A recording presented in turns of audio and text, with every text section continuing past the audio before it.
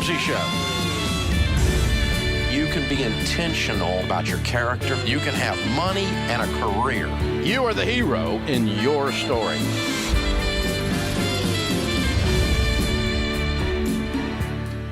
Live from the headquarters of Ramsey Solutions, broadcasting from the Dollar Car Rental Studios, it's the Ramsey Show, where debt is dumb, cash is king, and the paid-off home mortgage has taken the place of the BMW as the status symbol of choice.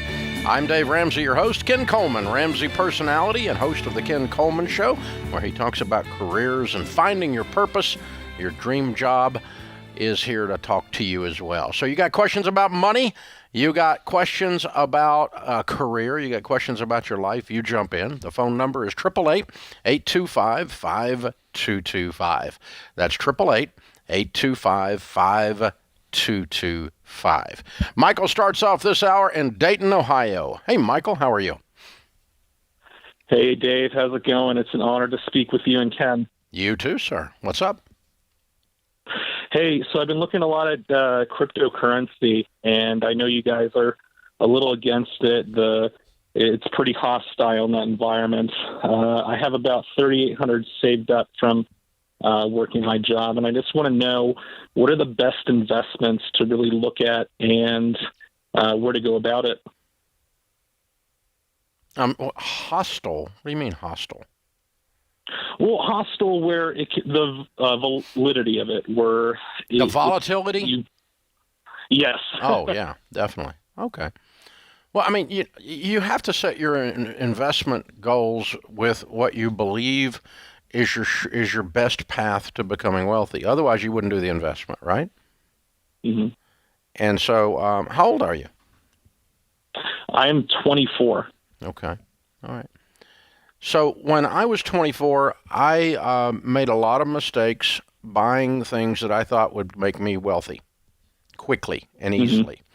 I bought a lot of nothing down real estate. I went broke as a result. I bought gold futures once. A buddy of mine had a stockbroker, Ken, a friend of his. It was a gold guy, and he had the ticket. He had it figured out. He had the formula. And he had hit buying. I don't know, the way a future works, you purchase it at a price, and if it goes under that, if the price is under that, when you get to that date, you get zero. If it's over that, then you get a multiple of what you've put in. And so I bought a future, put $5,000 in that I didn't really have. That's about all I had. Put the whole $5,000 in because this guy had hit. He had hit 14 times in a row on his prediction. Wow. I mean, he was amazing. He was like a gold savant. He had it all figured out. I mean, 14 times he had hit, and the future made. And so the rate we went in at, I put $5,000 in, and it was a 10x. If it hit, I was going to make $50,000. It was his 15th try, and we all know where I'm going with this, right? Oh yeah. You can see where the story's going. You know he missed on that try, and my little bitty $5,000 net worth was just evaporated based on my attempt to make $50,000 in 90 days off of $5,000. Bitcoin's hot. Your crypto's hot. A lot of people making a lot of money on it right now. It is, as you said, Michael, very, very volatile. And so it falls, for me, an old guy, under the heading of getting rich quick. And I have not found many people that get rich quick. No. And so I don't like losing money. I mean, I just telling that story from 25, 35 years ago makes my stomach hurt. Yeah, I would think so. I work too hard for the money that we get and that we get to keep after the government takes their share. And so I don't like losing it. So, Michael, you can certainly do what you want to do, but you called here. We do not tell people to invest in highly volatile, unpredictable investments. And currencies of any kind fall in that category. Bitcoin would be the most volatile among those. Crypto would be the most volatile among those. And statistically, you're going to probably get your, you might get it. I mean, the GameStop thing, when the kids were running the GameStop thing off of Reddit and all that. That was extraordinary. And they made, one guy called here, he put in $3,500 and he made $50,000. His hit. Sure. I mean, he was playing. He was running a short on that thing, and with those guys, they took him to task. They took him to the woodshed. It was interesting to watch from the outside, But I've also got a friend that's invested in 6 restaurants, and I go over there and eat. Yeah, I didn't invest in any of them. That's right. And I like the people that run them. But you know what the failure rate on restaurants is? It's like almost all of them fail. Very high, yes. They just don't make it. And so, but he's an investor, so he wants to do that, and that's fine. I don't. He called me, said, "You want to put money in this restaurant?" I said, "I'll go over and eat." I will invest in your food. Yes. Yeah. Well, it's really true. The way you teach investing. And the there's way I always- live. And the way you live, that's right. And that's how you based it. There is risk involved, of course. But when you're talking about Bitcoin or really volatile stocks like this, I think it's no different than gambling. I'm not trying to be cute with the words, but there's investing, which is I'm going to invest. If you think about the way that word is, then you talk about this kind of stuff, and it is a form of gambling. It really is. You're going, all right, I'm going to put it in and hope that it keeps going up, but this stuff could drop just like this out of nowhere. At a minimum, it's speculating, not investing. That's what gambling might be on one side and speculating. Yeah, in the that's a middle. bit of a strong statement. Investing might be, but that's what it feels like to me. Investing implies the tortoise. Yes. Speculating implies the hare. Yes, that's right. Gambling is the possum in the middle of the road. Okay, but yeah, that's what it feels like emotionally to me. It really does. Like if I were to invest in Bitcoin, I'd just be a I think you bundle got of a better nerves. shot at Bitcoin than you do the lotto. So that's all I'm saying. That is fair. But both of them are dumb ideas in my mind. And I didn't put any money in either one of them, by the way. I've never bought a scratch-off ticket in my entire life. Right. Dave, you're no fun. No, I just don't like giving my money away. I can drive. If I'm going to have fun that way, I'm going to roll down the window, throw $100 bills out, and cause a traffic jam. You know what I'm it going is? down the interstate. That's more fun. Yeah, well, you're too competitive. You want to have a shot at making some money, not just I'm going to throw it in the air and to see what happens. Yeah. And, of course, everybody that's a Bitcoin genius right now thinks Dave Ramsey's an out-of-touch boomer, which is probably true. But I'm also worth several $100 million, so let's go figure that out. But yeah, I'd say look at the scoreboard. Take Dave on all you want to, but the scoreboard is a scoreboard. And it does come down to your risk tolerance. Well, not just risk tolerance. What is your goal? And what do the data points tell you? So, Right. I mean, I've had people call this show investing in Beanie Babies. Really? You remember when Beanie Babies were crazy? I was a kid. I remember my grandmother had them. I didn't know people invested in them. They were like such a hot commodity. People were investing in them, calling them as a collectible, calling in here saying, "I put my kids' college fund in Beanie Babies." I did That not actually know happened. that. For me, that's right up there with Bitcoin. Yeah. I mean, I got a lot, but I did buy the difference is I did buy Beanie Babies. As a gift. No, Sharon got it. Not as an investment, but Sharon was collecting them as a hobby, and now Okay, that's good. Now the grandbabies and the Shih Tzu play with them, but that's all they're good for. But the thing is, Michael, you can invest in whatever you want, but the data points tell us that people who do get rich quick don't. That's the bottom line. Out of studying 10,000 millionaires, the number of them that got rich quick is very, very, very small. The ones that were methodical and boring and didn't have a good story to tell on their golf course buddy when they're playing golf. It's a fishing story with some stock that they got into. They didn't have any of that. They just were methodical and they were boring. And that's what I've done this second time. And the second time I cap it. First time I lost it all. You do what you want to do. This is The Ramsey Show.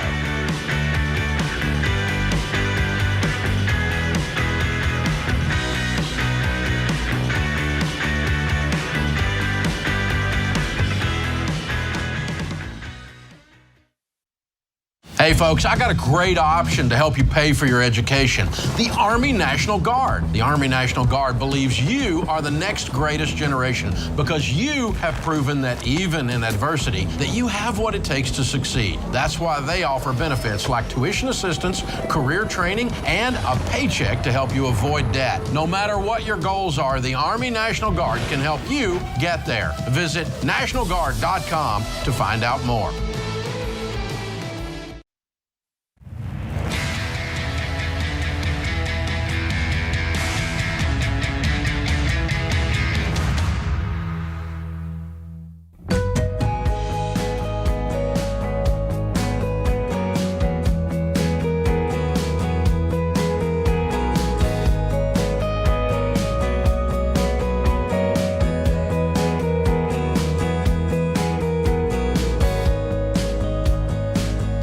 Stephen Coleman Ramsey personality is my co-host today. That means if you want to talk careers, your guy is here. Open phones at 888-825-5225. We're going to talk about your life and your money.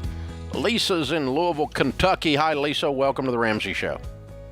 Hi, yes, thank you.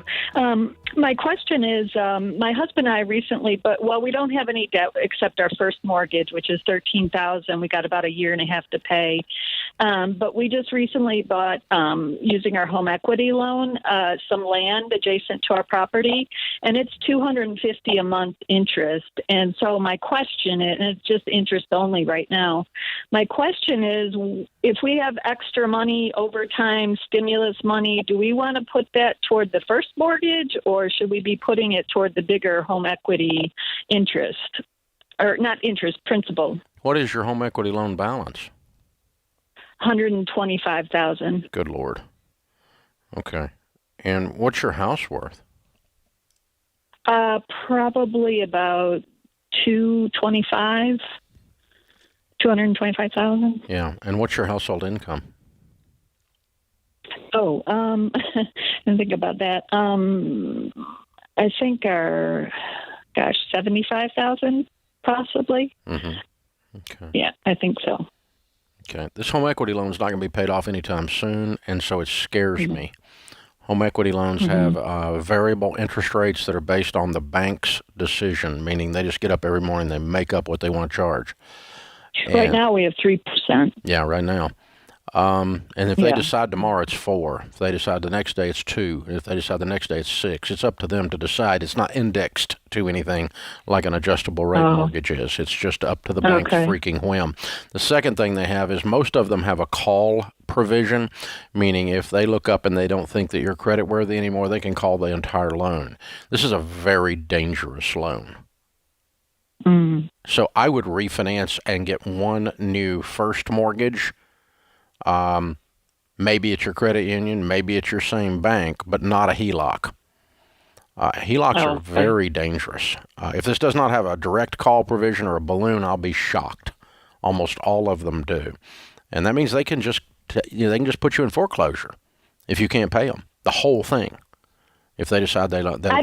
I remember the balloon issue coming up, and I didn't think that was part of the deal. Okay. It may not be a direct balloon. There may not be a set call, but they have call provisions in them, and they're very dangerous. So I would get rid of that mortgage, but you don't have the ability to pay it off really fast unless you've got some cash laying around you didn't tell me about. Well, we have some saving. I mean, we've saved a lot. How much? Well, I don't really know off the top of my head. I'd say 30,000 possibly in the bank. Yeah. But that's not enough. You don't have enough money to pay this off. No, definitely not. Okay. But I'm just wondering, what about, we have some IRAs, but we have a mutual fund that's 72,000. Would it help at all to take 25,000 out of that and put it toward the principal? No. I would put everything I could get my hands on that's not in a retirement account. How old are you guys? 50s, late 50s. Yeah. If you can scratch up the money to pay it off, pay it off. If not, completely pay it off. Get rid of it. I would pay it off. But other than that, I would go to your credit union and get a fixed rate 10-year mortgage, no closing costs, no points, fixed rate, fully amortizing, no balloons, no calls, 10-year mortgage, and pay this thing off. That's what I would do in this, because I'm worried about what's going to happen to you here. In 30 years of coaching, I've seen people come into my office and somebody loses a job and the bank deems you not creditworthy, and they exercise one of the call options in these things, and you just can get screwed. And it doesn't happen that often, but it happens often enough that it scares me for you. So I would get it refinanced, or I would scrape together $125,000 out of the corners of the couch and get it paid off without cashing out retirement. So, yeah. Yeah, it's just, right now with rates where they are, if they can do that refinance, then really start knocking this thing down, that's the way to go. Stephanie's with us in Tampa, Florida. Hi, Stephanie. Welcome to the Ramsey Show. Thank you, Dave. Hi, Ken. How are you guys doing? Great. How can we help? I'll just get right to it. I am about $45,000 in debt. Some of that is owed to the IRS. Some of it is in collection. Most of it's a student loan. And then the other half is through credit cards, with two of them being with a credit, I think, consolidation company. So clearly I'm overwhelmed because I am self-employed. I work from home, but my income per month is around $700, maybe a little bit more if I'm lucky. So I do have $1,000 put aside. I did read your book a few months ago, and that's done thanks to a car that I had sold. But with the money I make now, I'm just wondering, Stephanie, you're starving to death. $700 a month? You're living way below the poverty level. Yes, there is a reason for that. I do live with my parents. I was living with my fiance. How old are you? Before. I'm 29. Why don't you get a job? I'm actually doing that right now. I actually have an interview later this afternoon, which I hope, if everything goes well, I'll get it, and I'll be making double than what I am now with more hours. You should be making more than that. Yeah. 1,400? So, no. It would be right now my hours are not that much. I would say maybe it's 20 hours a week. Stephanie, what are you applying to do, and what is it that you really want to do? Answer those two questions. So what I'm applying to do is it's administrative assistant role. It's a scheduler, which would make about 20 an hour. Okay. With full-time hours. Okay. What I wanted to do, and the reason why I'm actually living with my parents now, is that I was actually supposed to move to Japan for a teaching job. Teaching is what I really want to do. Honey, your phone's cutting in and out. Can you speak directly into your phone, please? Yes. Is this better? Yes, ma'am. Yes. So, where did I leave off that you couldn't hear me? What you really want to do? What's the big goal for you professionally? What do you want to do? So, I really want to teach. And I actually was supposed to go to Japan to do that job. My fiance is already there, but thanks to the pandemic, I wasn't able to go before the borders closed. But you're qualified to teach here in the U.S., presumably. It's my degree isn't in teaching. It's something that I found out after I graduated that I wanted to do. So right now, I wouldn't have the qualifications to teach here. Okay. Well, you got to get yourself stable financially, and you're living with your parents, so obviously that allows you to keep your expenses low, but you got to work the debt snowball. You just read Dave's book. You got your $1,000, and now this is about getting hired, and this is 2 and 3 jobs. I mean, you're young enough. You're not married. This is no life at all. You're working like a maniac, and then you're knocking this stuff out. You can actually do this, but you're going to have to go at it like you've never gone at anything in your life. And as you're doing that, you're going to get stable, and you can take the steps necessary to be a teacher, whether it's back in Japan when that opens up, which I think will be sooner rather than later. But you got to get real serious right now. You got a good situation with the parents, so now it's work, pay the debt off. Yeah, you 20 hours a week isn't your answer. 80 hours a week is your answer. And minimum wage is not your answer. So, go to the Ken Coleman website, kencoleman.com or ramseysolutions.com/Ken Coleman, and get a bunch of Ken's downloadable for free tools on getting hired and getting into a different role. You need to go make some money, kiddo. You're living on nothing. You're starving to death. You have an income crisis.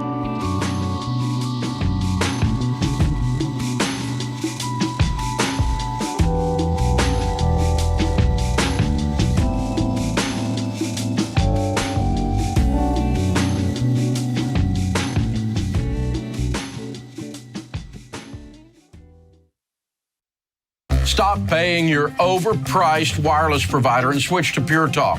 They use the same network as the larger providers for much less. For just $30 a month, get unlimited talk, text, and 6 gigs of data with no contract.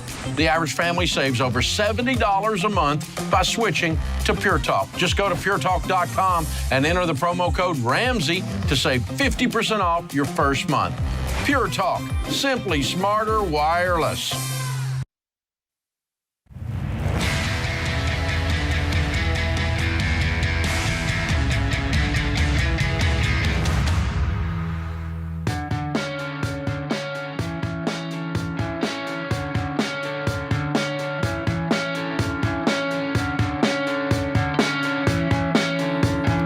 Ken Coleman, Ramsey Personality, is my co-host today. Open phones at 888-825-5225. Jeff's in Boise, Idaho. Hi, Jeff. How can we help? Good afternoon. First of all, I just want to say thanks to Ken. I love his show. Glad he's a part of what you guys do. I've got a lot of great tips and advice from him over the time. So Thank you, Jeff. Appreciate that. My question for you today, Dave, I recently found out I work for a great company. It's an ESOP company, but I just discovered they're not matching my 401k, which is fine. The ESOP more than makes up for it.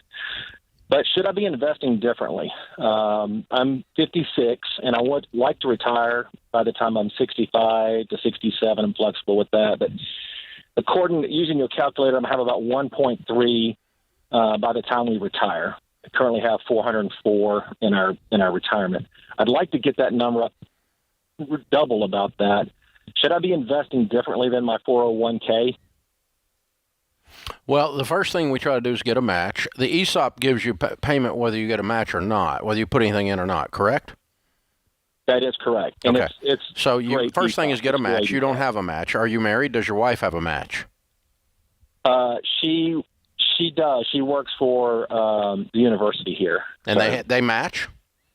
Yeah, I think they do. Okay. We're going to look into everything. The best thing you can do is to make 100% return on your money. That's a match. Right.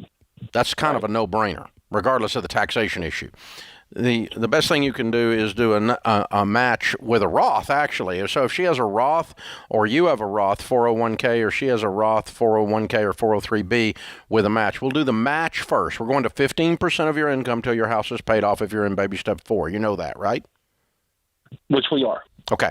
So using the 15%, we do rock, paper, scissors, except only one direction. And so it's matches first, beats Roth by itself, beats traditional. So does your 401k have a Roth? No, and neither does hers. Okay. Then we're going to do her match first. We're going to do 2 individual Roths with a SmartVestor Pro next. And you can do $7,000 each because you're over 50, right? I am. She's not. She's 13 years younger than I am. Okay. So then we can do. She would still be at the. We can do 6 and 7,000 there, and that's 13. If those 2 numbers, her match plus those 2 Roths, does not get you to 15%, then I would go to either hers or your traditional 401ks, whichever one has the best mutual fund options in it, the best performing mutual fund options in it. The 4 types of mutual funds we talk: growth, growth and income, aggressive growth, and international. So if we look at, say, your 401k and they're like, yeah, they're decent. And we look at hers and they're like, those are really good funds. Then we're going to go with hers with the match and hers after the Roth with the third step back to traditional 401k. But if yours has got better return than hers, then we'll just do hers match, individual Roths over here, and then bounce back to yours to finish up to 15% because you got good options in there. Okay. Match beats Roth, beats traditional. Okay. Awesome. And we're always looking for those types of mutual funds, those 4 types with long, long track records. And that is the number one key we found in the Millionaire Study to becoming wealthy, is that track record right there, that path. That clear path. Megan's in Owensboro, Kentucky. Hi, Megan. Welcome to the Ramsey Show. Hi, Dave. How are you? Better than I deserve. What's up in your world? Okay, so my husband and I, we just sold our current home, and we have met with some builders, and we have plans to build a home. But I've recently started channeling in with you and listening to all of your advice and all about the baby steps. We have well over 20% down, but we still have some vehicle debt. How much do you owe on your vehicles? So how would you? $45,000. Holy crap! What are you driving? Well, that's kind of another story, but my husband had a rough year last year, and he actually bought 2 different vehicles without telling me. A Toyota. So this is the way he medicates. He goes and buys cars. Yeah, it seems that way. Ouch! Just spends money in general, cars and clothes and just different things. Yeah. Okay. So if we get on a good track and get rid of the vehicle debt, unless we fix that, you're going to be right back into a mess, aren't you? Yeah. So I think we start with him. Does he want to work? Does he want to work a system to build wealth, or does he want to continue to be a freaking child? He says he's on board with this plan that I want to, basically your plan. Good, sell the trucks. And I know you say not to modify. No, just sell the trucks and everything. Sell them. Sell the cars. Yeah. Let's see if he's on plan. He's not on plan. I don't believe you. No. And you don't believe you. No, not really. Yeah, I'm sorry, baby girl. Yeah, you guys got to work through that stuff, because these trucks and financial problems are the symptom. They're not the problem. So, right. Ken, if they dig in and get on the same page, really, then what's your household income, by the way? About $115,000. Okay. And which 2 vehicles do we buy? What are they? A brand new Toyota Tacoma and a vintage, 1960s Mustang. Okay.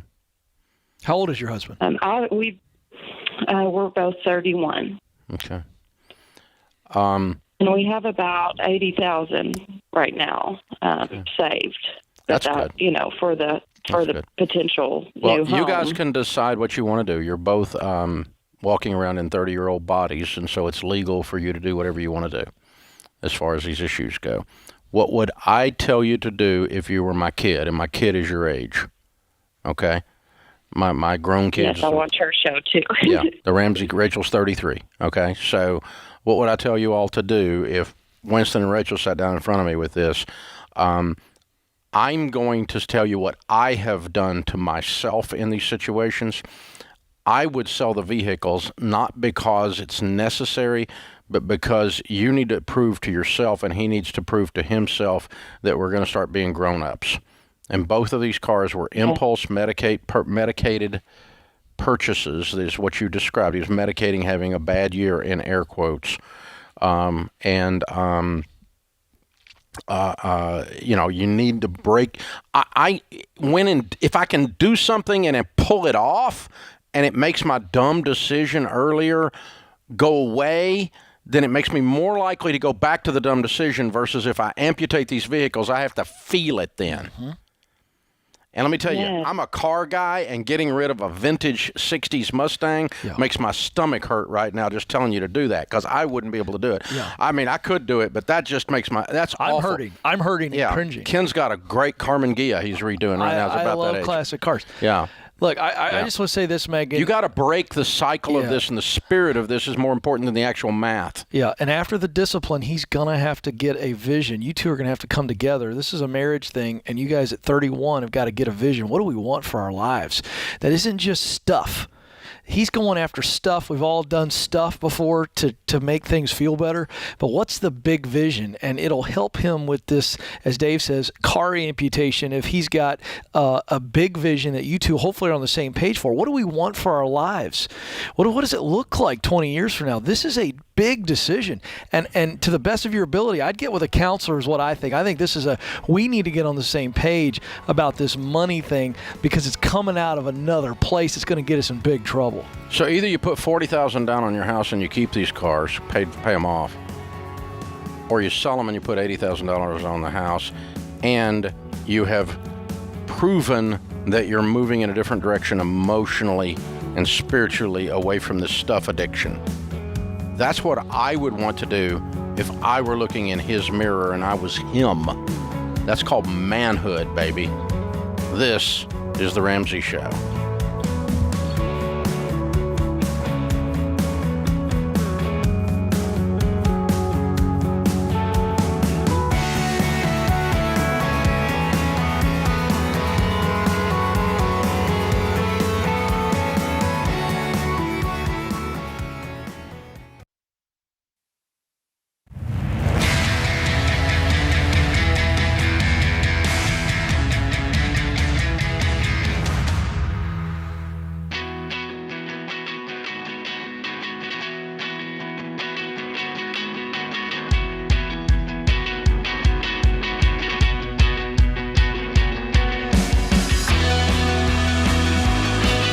Ken Coleman of The Ken Coleman Show is my host today, my co-host today. Folks, there's a ton of underrated holidays, and this is one of my favorite. May 2nd is National Life Insurance Day. You've got to be kidding me. It may not sound like much fun. Well, it's because it isn't. I'm going to just get me a confetti cannon for I feel like National that was a big Life miss. Insurance Day. We should have had hats for that segment right there. Yeah. Or not. Yeah. But as silly as that sounds, life insurance isn't silly at all. It protects your family when you pass away, so they're not dealing with money stress on top of losing you. And you need the right kind of life insurance. And, of course, the only thing we recommend at Ramsey Solutions is term life insurance, 10 to 12 times your income on you in 15 to 20-year level term. Our free coverage checkup tool will help you find the right term life policy, plus other types of insurance you do and don't need to protect you and your family. To get the results, it's free. Text checkup to 33789. Text checkup. It's free. Don't put in it's free. It is free, but text checkup to 33789. Candace is with us in Sacramento. Hi, Candace.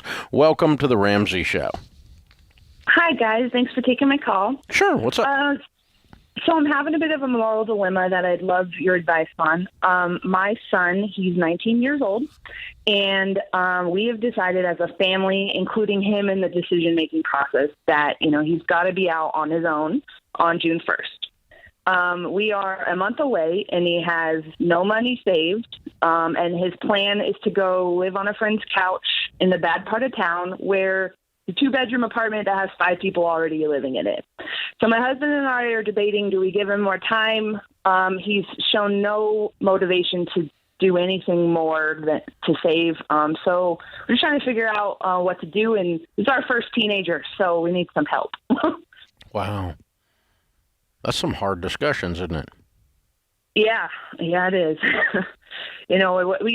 He's a very unmotivated teenager, just works at the drive-in, making $1,200 a month. He could probably pay to rent an apartment with some friends, but he's done nothing to save.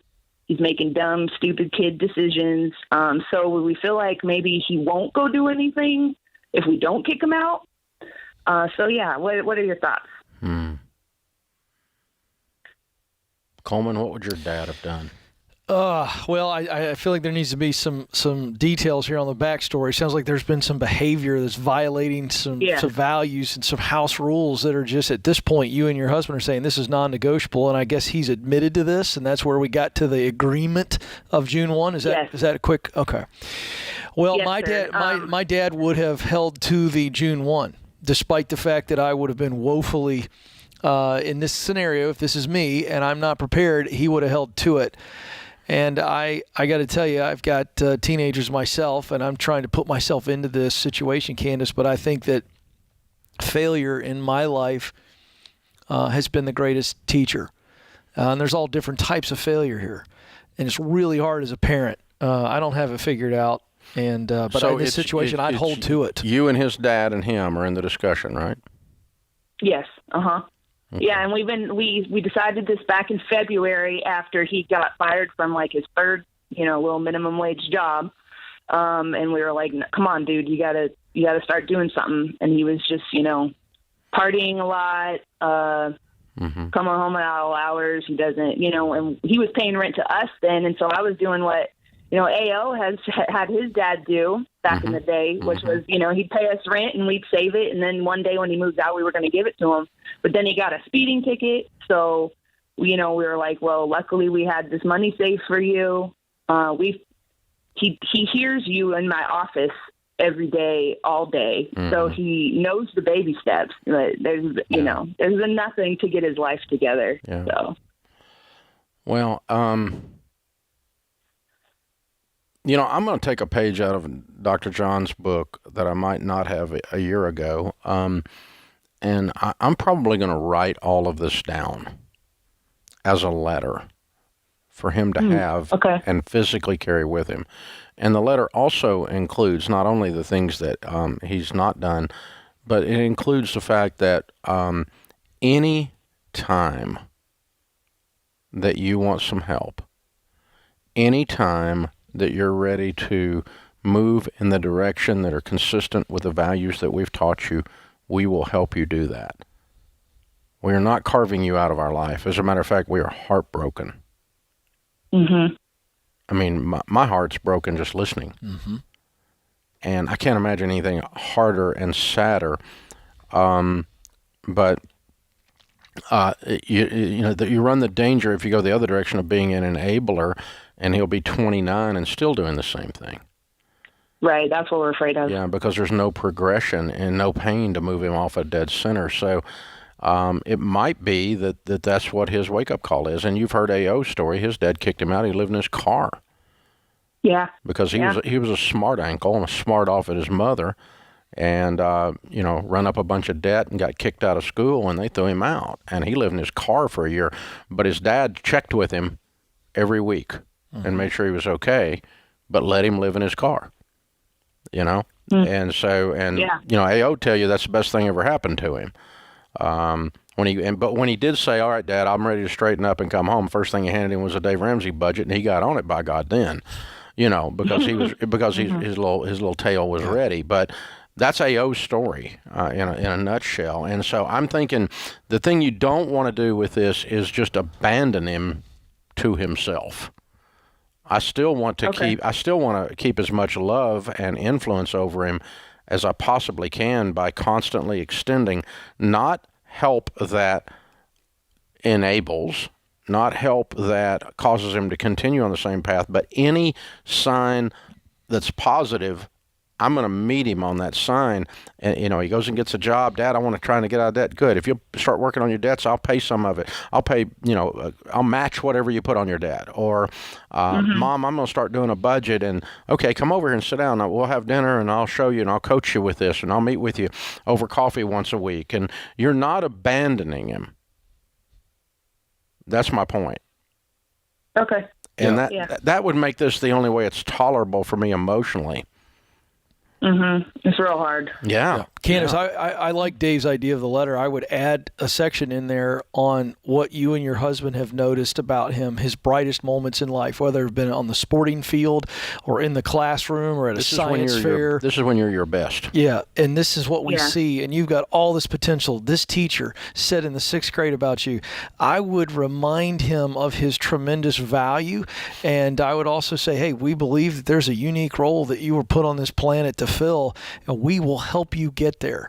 But this is an agreement, and whatever else you want to put in there. But I would show a lot of value there and let him see that.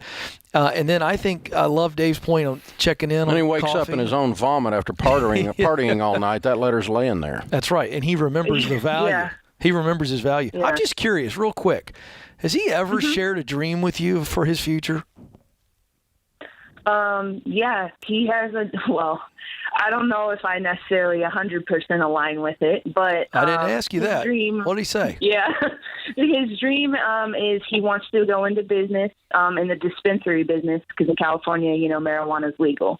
But he likes the medicinal purposes of it, and so he wants to go into that world, but you have to be 21. So for him, his Actually, dream he is just on wants a hold. way to get free pot. That has nothing to do with it. I'm with you on That's that really one. what it is. That's bull. Exactly. Yeah. So That's complete I'm bull.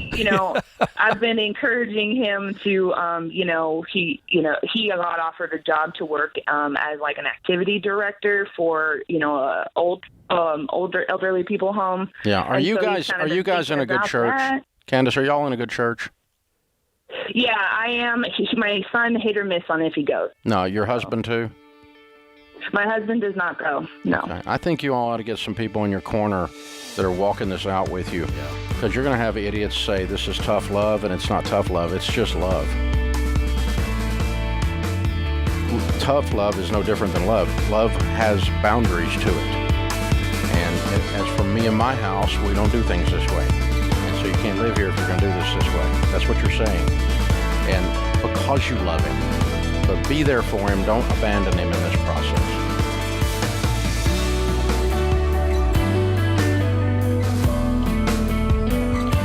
Have a friend or family member that needs a daily dose of Ramsey advice in their life? Let them know about the Ramsey Call of the Day podcast. It's a quick hit of advice about life and money in under 10 minutes. Check out the Ramsey Call of the Day podcast wherever you listen to podcasts.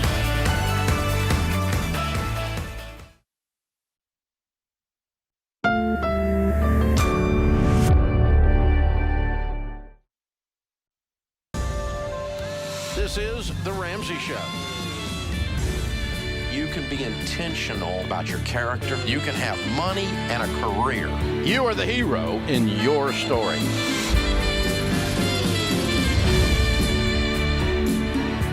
Live from the headquarters of Ramsey Solutions, broadcasting from the Dollar Car Rental Studios, it's The Ramsey Show, where debt is dumb, cash is king, and the paid-off home mortgage has taken the place of the BMW as the status symbol of choice. I am Dave Ramsey, your host. Ken Coleman, Ramsey personality and host of The Ken Coleman Show, is my co-host today as we take your calls about your life and about your money.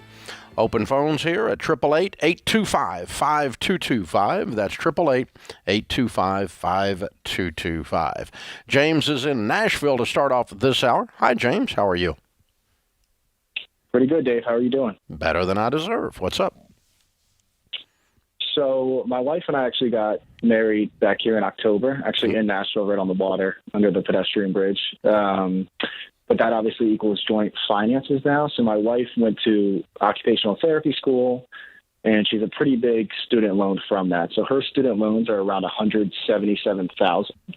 Obviously, with the Biden plan right now, there's no interest accruing. They're public loans until September 30th as of now. At that time, so before September 30th, we would have the ability to pay them off in lump sum, so just pay them off in cash. So I'm just wondering if that's the best thing for us to do. We would be able to build up a emergency fund pretty quickly, so we'd be okay. But it's a lot of our non-qualified assets going towards the student loans. So just looking for your perspective around this. Wow. Well, congratulations on the marriage. Where did all these assets come from? Where did this money come from? Pretty fortunate, pretty blessed. So I work in the financial industry. I have a pretty decent income, and I've been investing since I was about 16 years old. So just over time, able to build them up. And we also have a decent amount in our qualified retirement asset, a Roth 401, and a Roth IRA as well. How old are you guys? I am 27. My wife just turned 26. Wow. And what's your household income? Household would probably be for this year, let's just call it 300 conservatively, 300 grand. You guys are killing it. That's what I smelled. Good. I'm so proud of y'all. Well done. Appreciate that, man. Fabulous income. Okay, so let's kind of play these two things out.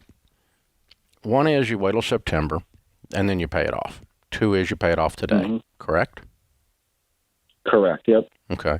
And so the difference is what you would earn on the money between now and September. Correct, exactly. Opportunity cost of capital. Exactly. I got the same degree you do. And so we're talking about, depending on how it's invested, 6 months? And so $8,000. Right. Okay. Right. All right. So all of the data that we have on building wealth is based, the people that have built wealth have followed a set of principles steady, and they haven't found shortcuts. And the way you and I are trained academically, our mind leads us to, my wife calls it scheming and scamming. We're always trying to figure out an angle because we know so much math. It's the curse of the math nerd. We know so much math, so we have an advantage, but we know so much math we can get caught up in the analysis and almost get paralysis of the analysis instead of just going forward and driving the car correctly. Does that make any sense to you? Right.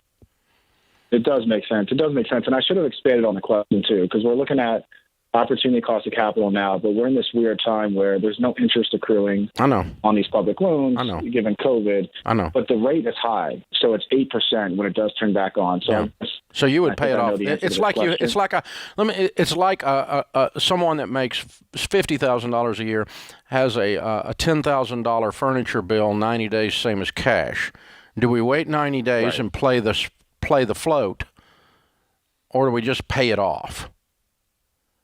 Right. Or, and I'm sorry if I misspoke, do we refinance, which is probably a big no? Yeah, it would be a big no. We're not keeping this around. September 30th. Because, again, there's no data that says I got rich because I kept refinancing my student loan debt. There's just no one has ever done that in the history of mankind.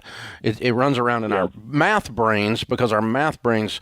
But so here's what I end up doing. If I run the numbers down like we just did, and all of my gyrations make $8,000 and you make $300 a year, that's telling me that I'm working too hard at this situation, and I need to just go with the smart common sense principle, because the actual math doesn't amount to squat. If it amounted to if you made $50,000 a year and it amounted to $50,000, then we'd have to talk about, well, do we screw around with this a little bit, you know? But this is $8,000, which honestly you could have made that while we were talking about it. Right. I guess it's a psychological factor of I build up this non-qualified nest egg, and I can pay off these loans, but then a lot of that you're gonna pay them off. Goes away. Every bit of intellect tells you got to pay them off by the day that first interest is due. So our only real discussion is now to September.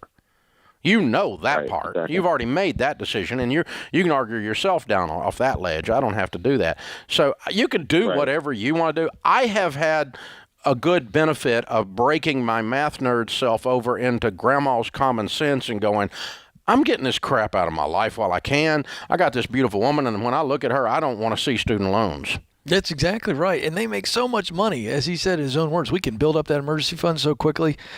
But, Dave, this is where we get to the politicalization of psychology, where we say, oh, well, they might pay them off. They might forgive them. They might kick the can. There's no program where they're forgiving them. Well, not any that have been proposed yet. Not yet. But for $177,000 for people that make $300. Right. They've only been for up to $50 for people who don't make money. That's right. But the politicians say things like... if you're an evil rich person making $300, you're screwed by the Democrats. Oh, yeah. So it's just better to get it out of the way and not hope that something happens. Just get it out of the way. Knock it out. And I get it. It's a straight psychology play. Yeah.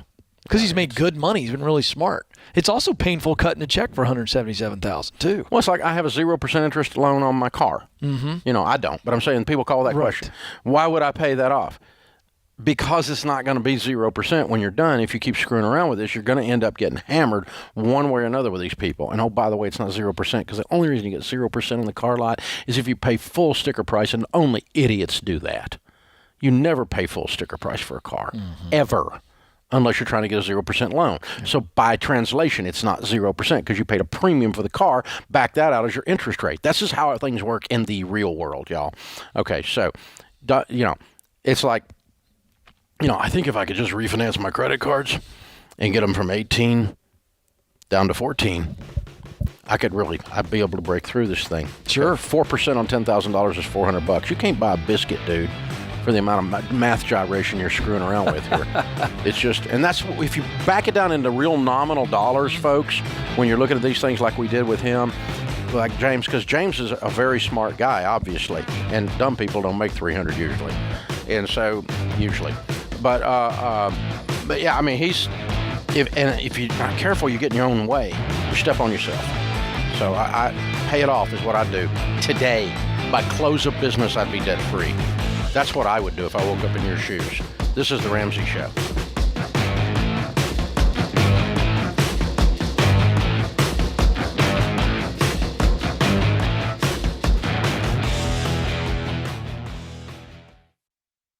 We were drawn to Christian Healthcare Ministries because we both had young families and we wanted to have more children.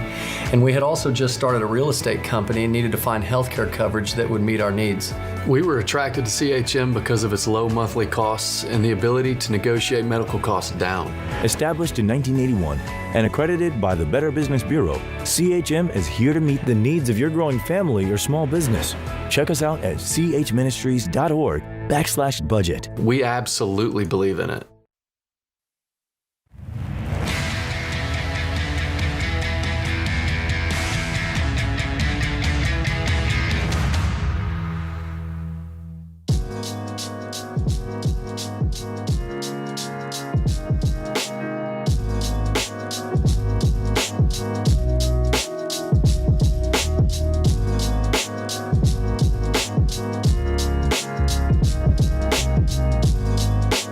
Ken Coleman, Ramsey Personality, is my co-host today. Open phones at 888-825-5225.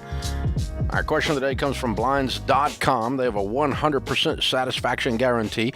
That means even if you mismeasure or you pick the wrong color, I've done these things, they'll remake your window blinds for free. This is a great company. You get free samples, free shipping, and with the new promos they run every month, you'll save even more. Blinds.com. Use the promo code Ramsey to get the best deal. Today's question comes from Sam in Texas. I'm a school teacher, and my wife and I are on baby step 2. I'm very dissatisfied with my teaching environment, and I'm looking to get out of the profession. I feel called to go into ministry, but I am not willing to go into more debt to pay for it. Which is more important, paying off debt or getting out of a toxic environment? Well, Sam, that's a false choice. You can get out of debt and get out of baby step 2 and keep walking the baby steps, and also get out of a toxic environment. But the way you do it is the key. So I think sometimes when people feel as though they are in a toxic environment, and toxic environment is one of those general terms here, and we have to look at, am I in an abusive situation where I am emotionally very, very unhealthy and unstable, or physically? Outside of that, it's one of those situations when you are in debt and you are walking out the baby steps, we have to change that mindset sometimes and say, okay, until I can get out of this toxic teaching environment into a better teaching environment, or into a day job that will allow me to get out of debt and then save up the money for any qualification necessary to move into ministry, then I'm going to put up with it. And so it's not an either or. Continue to pay off debt. Do not for any reason, put off the baby steps because you're not happy in your work. What we want to look at is, why am I unhappy? And I have many teachers, Dave, that'll call the Ken Coleman Show, and when I dig into it, we find that it's not necessarily the teaching, it's the particular environment. So if we can get in a healthier environment, great. But until you're able to get qualified for ministry, you've got to work the day job, you've got to work the baby steps, and then ministry is still going to be there. The ability to get qualified to do ministry will still be there. And even though your heart longs to get there, there are times where we do what we have to do to be able to do what we want to do later. It's not an either or. I'd be willing to bet that part of Sam's calling to ministry is teaching. I absolutely agree. He's going to teach in a church environment or a ministry environment. He's not burnt out on teaching at all. He's just looking for a different way to be a teacher. The paperwork, the bureaucracy, the lack of a control in the classroom. I hear this all the time. The helicopter parents. Oh. Cray parents. You're driving teachers out of the classroom because you're bozos. Yeah. Wacky curriculum's another one. Lack of discipline in the schools. Mm-hmm. Dadgum inmates are running the asylum. That's right. That's and exactly the teachers right. want to leave. I don't blame you. I don't blame you in those situations. I get it. So here's what you do. The emotion has built up. You can read it between the lines. It's seeping in here. The word choice, the word order, everything in this says I'm really over this. Yeah, ready to walk. Yeah, and you got to hold back on that and say, I'm going to do this in a wise and mature way, unless you have some kind of an ethical situation that you're calling toxic. I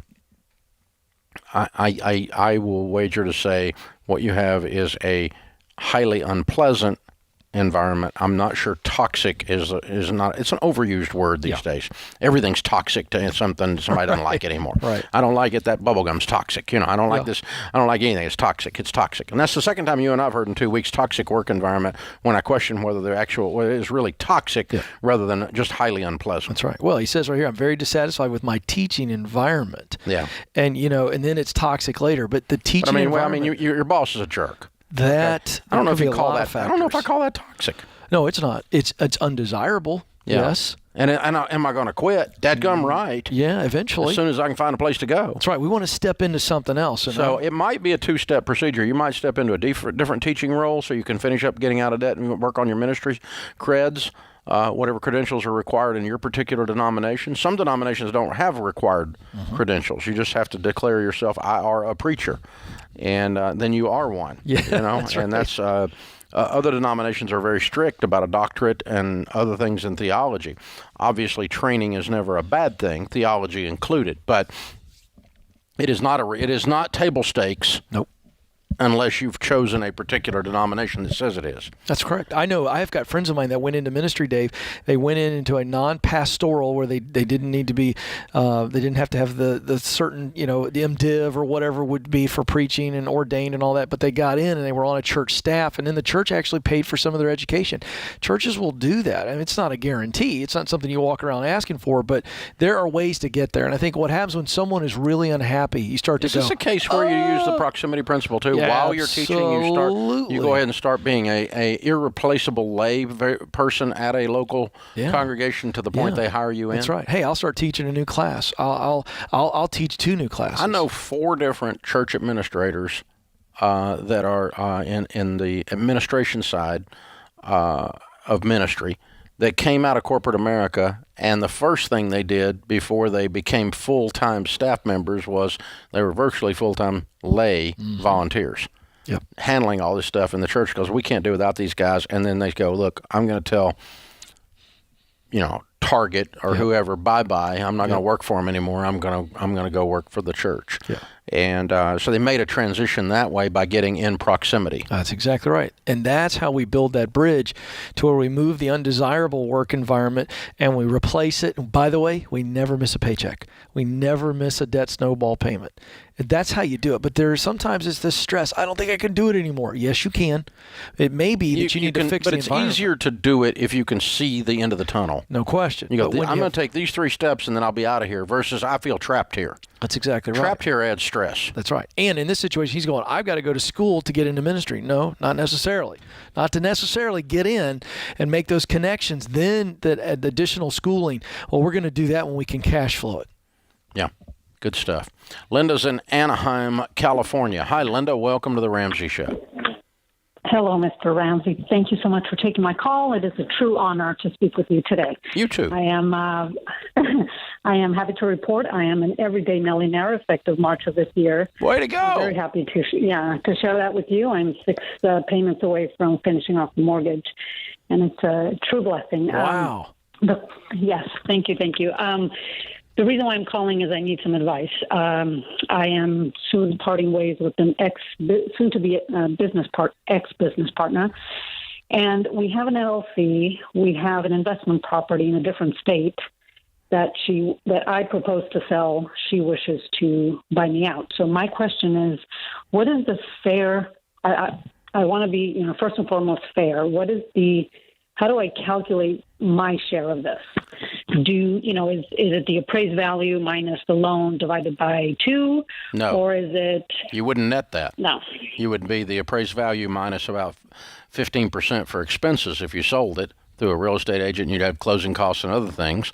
And so I would take 85% of appraisal minus the loan divided by 2. Okay. That's what I figured. I wanted to be fair on that. That's very fair. Well, because that's about all you would okay. net. By the way, 15% might be a little rich on expenses, but you're also not going to get asking price usually. In this market, you might get more than asking price, depending on what it is. But most real estate deals don't sell for asking price over the scope of your life. So, like I've got that actually in our estate plan. If one of our kids wants to buy, we got a bunch of real estate. If one of the kids wants to buy one of the other ones out and they want to sell out, they need to do it at 85% of appraisal. Because that covers all the expenses. And what if if we turned it into money, that's all it would be. By the time you negotiate down and you pay some expenses to sell it, that's all the net money is going to be there. So that's the calculation I use. This is the Ramsey Show.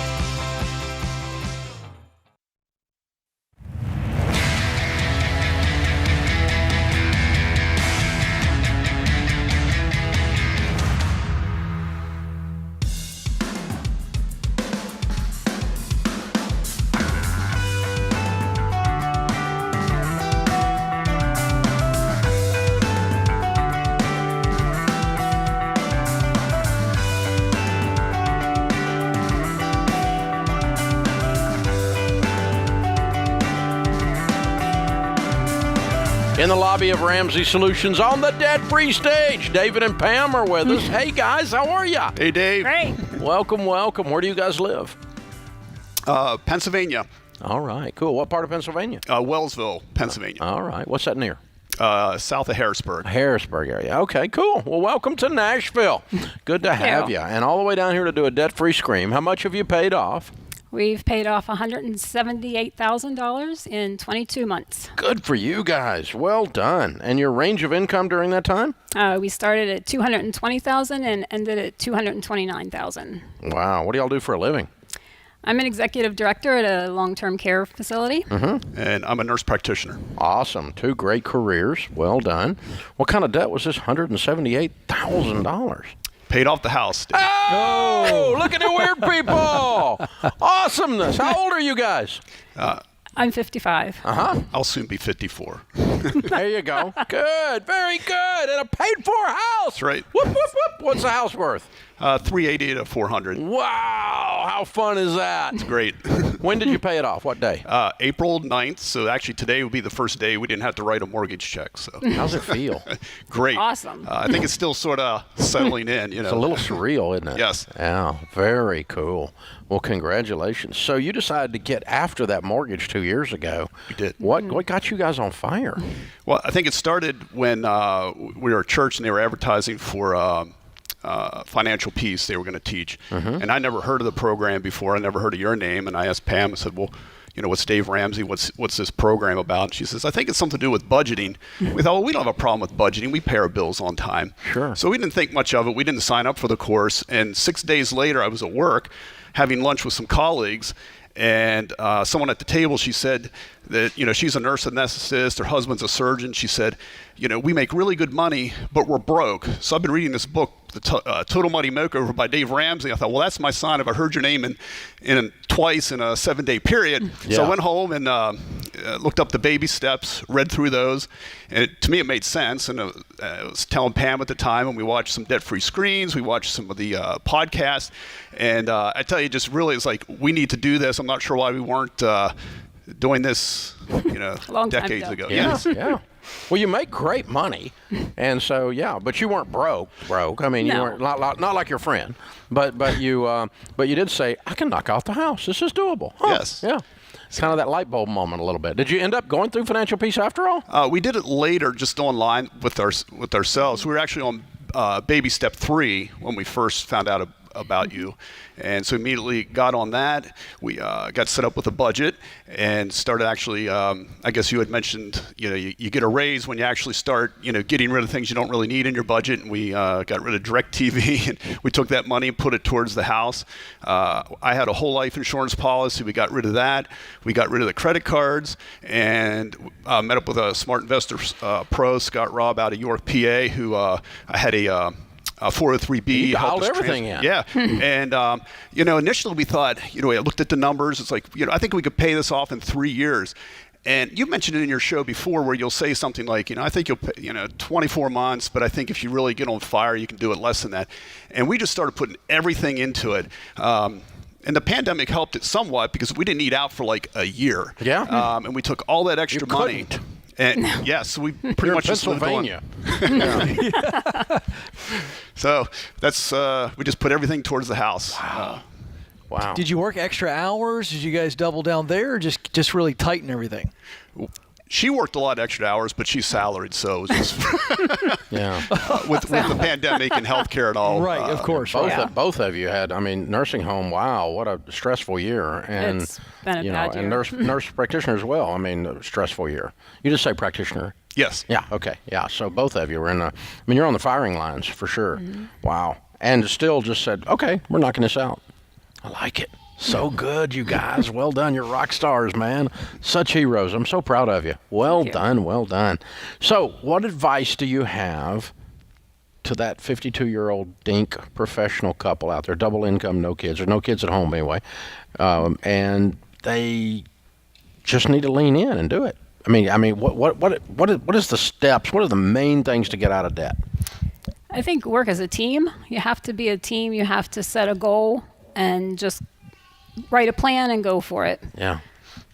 And I think one of the things that just through the years, it's like, how much do you invest? Am I going to be ready for retirement? Mm-hmm. And it kind of gave us that reassurance when we actually finally linked up with a Smart Investor Pro to look at where we're at, what we need to do for our plans for retirement, how to switch things from traditional IRA over to Roth, doing all those things to kind of now to plan for the future. Mm-hmm. Kind of gives us it in. Every little thing. Dial every knob. Yeah.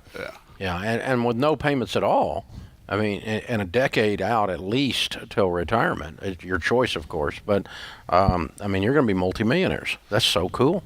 Because, this great income and not a payment in the world. I love it.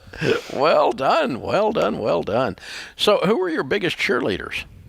One another, for sure. Mm-hmm. And our daughters, we have 2 grown daughters, and there's our son-in-laws, and we have 7 wonderful grandchildren. Hey! There they are. And that was part of our why. That's our why. Not just paying everything off, but, that we could increase our giving, increase our investing, and those sorts of things. But also, what can we do? We talked about all the time, we want to help out with the grandkids' schooling and things like that. So now we're in a position where we can do those things. Yeah, you can just write a check. It's not a thing. Yep.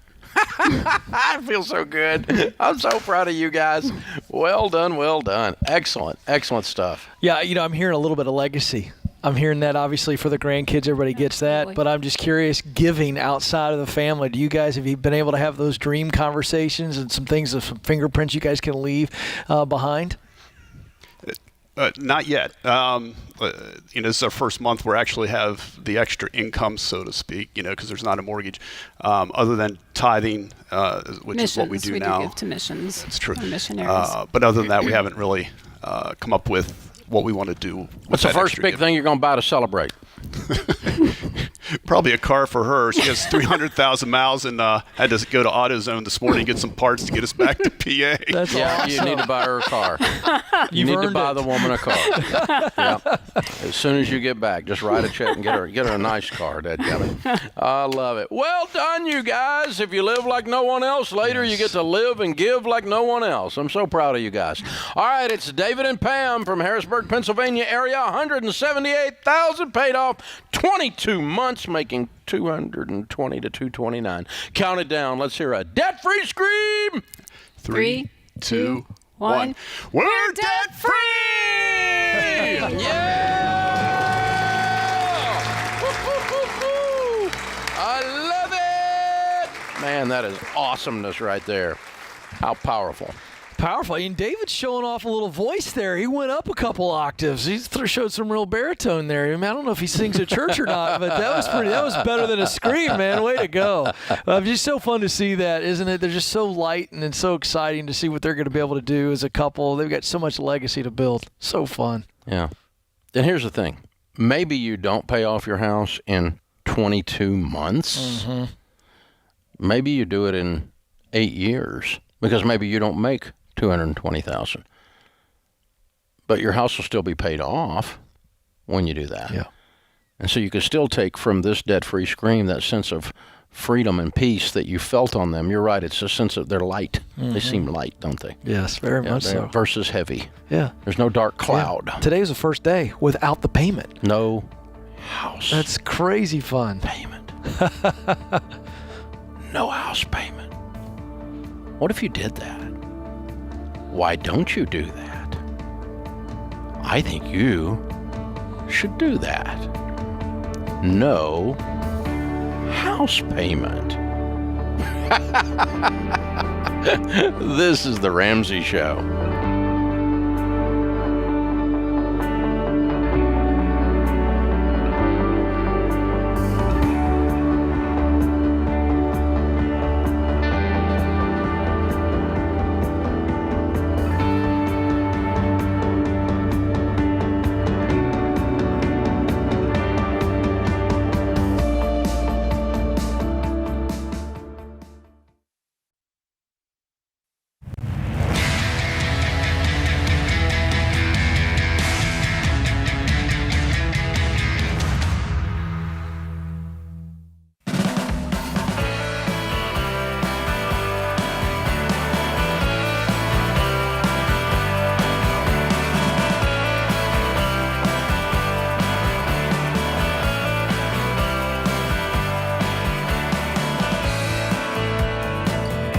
Ken Coleman, Ramsey Personality, is my co-host today. Open phones at 888-825-5225. When it comes to making big money or life moves, like buying a home or getting married or having a baby, it's likely the last thing on your mind to think about insurance, but you need the right insurance coverage. I know big changes are overwhelming, but what could be even more overwhelming is finding yourself in a situation where you and your family are in the hole because you did not have the right coverage. Now, if not taking the time or not having the time or energy is what's keeping you from getting the right insurance coverage, one of our endorsed local providers, or ELP insurance agents, can help. They're independent agents. They shop among a gazillion companies and get you the best coverage at the best price, and there's no charge for that. The insurance company pays them once you select which one you want to go with, but they work for you. That's right. An independent agent shops a variety of insurance options, finds you the best, explains all the technical lingo for free. All you have to do is text insurance to 33789. Text insurance to 33789. Patty is in Raleigh, North Carolina. Hi, Patty. Welcome to the Ramsey Show.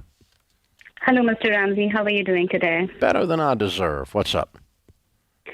So I have a what would Dave do question for you. Our family is on baby step number 7. We paid off our home late last year. Excellent. And the plan was to buy an investment property this year. But as you know, the real estate market is crazy hot right now, and people are paying thousands of dollars over asking. So we are wondering if we should continue investing in mutual funds for now until the market cools down, or should we jump onto the bandwagon now because the prices are only going to go up for the next few years? Yeah. I do not buy real estate unless I buy it at a good deal. And a good deal means considerably less than market value. Period. Yeah. I just don't. There are no good deals right now. Well, that's not quite true, but it's really close to true. It's very, very difficult, nigh impossible to find one. And so, no, I would not write a check for more than an appraisal to buy a piece of real estate as an investment, for sure. So what I would end up doing, were I in your shoes, is I would just park that money. And I park mine in just an S&P 500 fund, an index fund.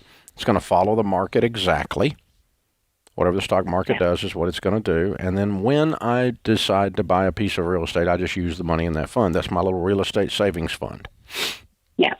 Now, and so that what that does is it doesn't prohibit you from continuing to look. You just don't buy unless you found something. And we all know it's going to be, it's going to be very difficult to find something right now. It's not like you're going to find something every week at a good deal. Yeah. It's very difficult. So if you want to just sit yourself on the sidelines, because too dadgum much work to find a deal right now, I don't blame you. That's fine.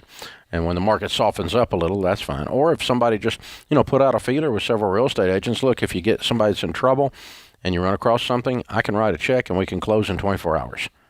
If you find that somebody's in a pinch and they need to get out, but I will not be doing that for anything except for a bargain. Okay. And just, put your couple real estate agents on notice, and they can kind of be watching for you. And if they see something, a lot of them don't necessarily, they see deals they don't have the money to buy.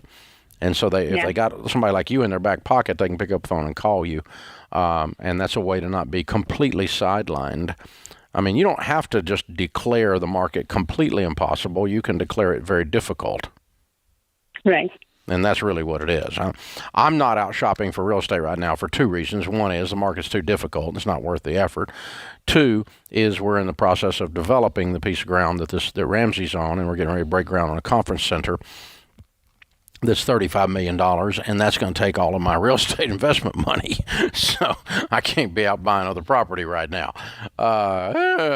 These pieces of concrete I'm sticking on this piece of land out here are pretty serious. So, but that's so in other words, we're developing property, but for business purposes as well as real estate investment purposes. Hayden is with us. Hayden's in Lynchburg, Virginia, no less. Hey, Hayden, how are you? Good, Dave. How are you doing? Great. How can Ken and I help?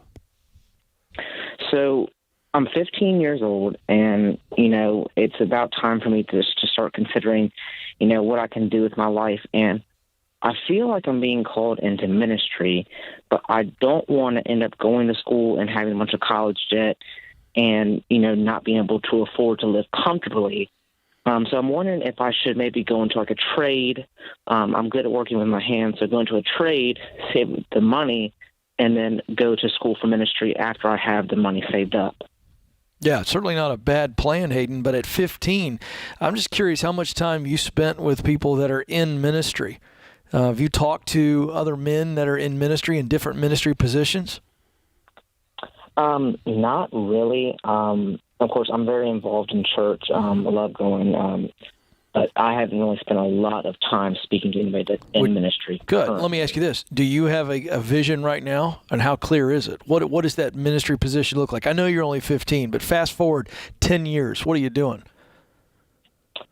Well, I would like to, be out of college and be, either associate pastor or youth pastor at a church. Sure. So here's what I want you to do. You're only 15, and that's great that you have a real sense of calling, or at least a tugging towards ministry.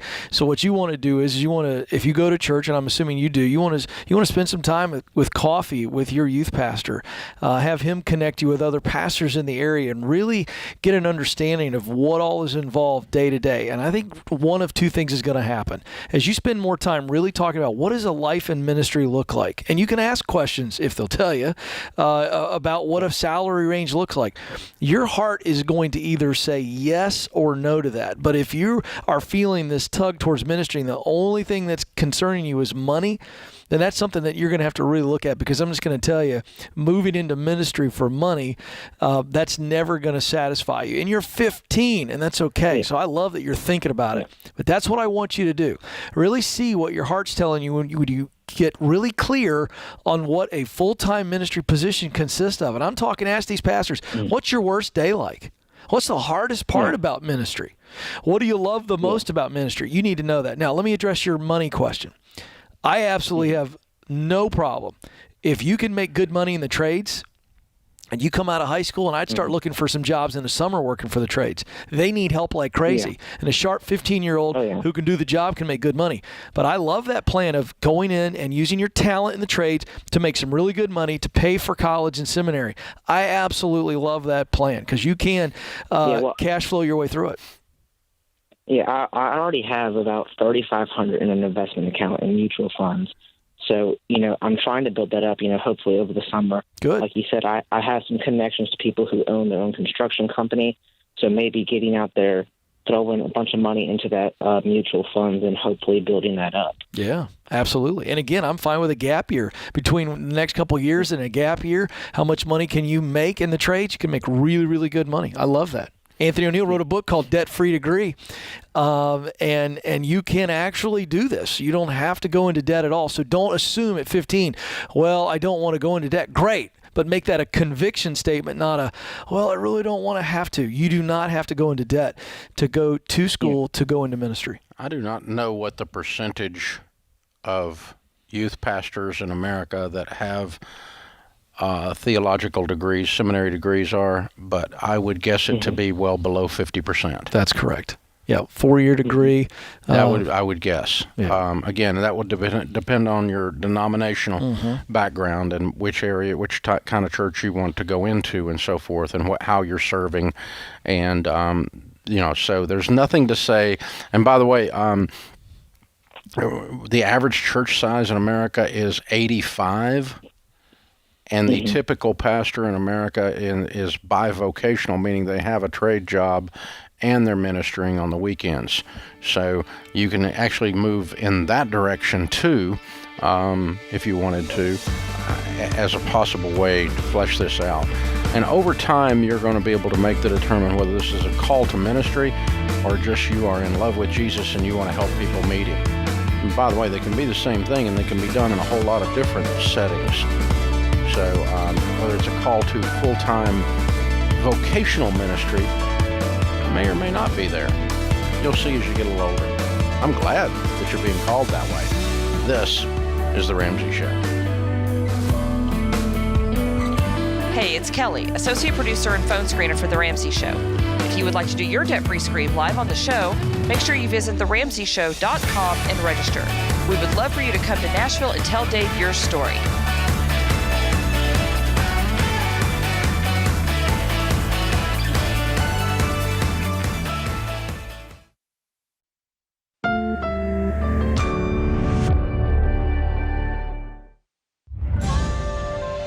This is The Ramsey Show.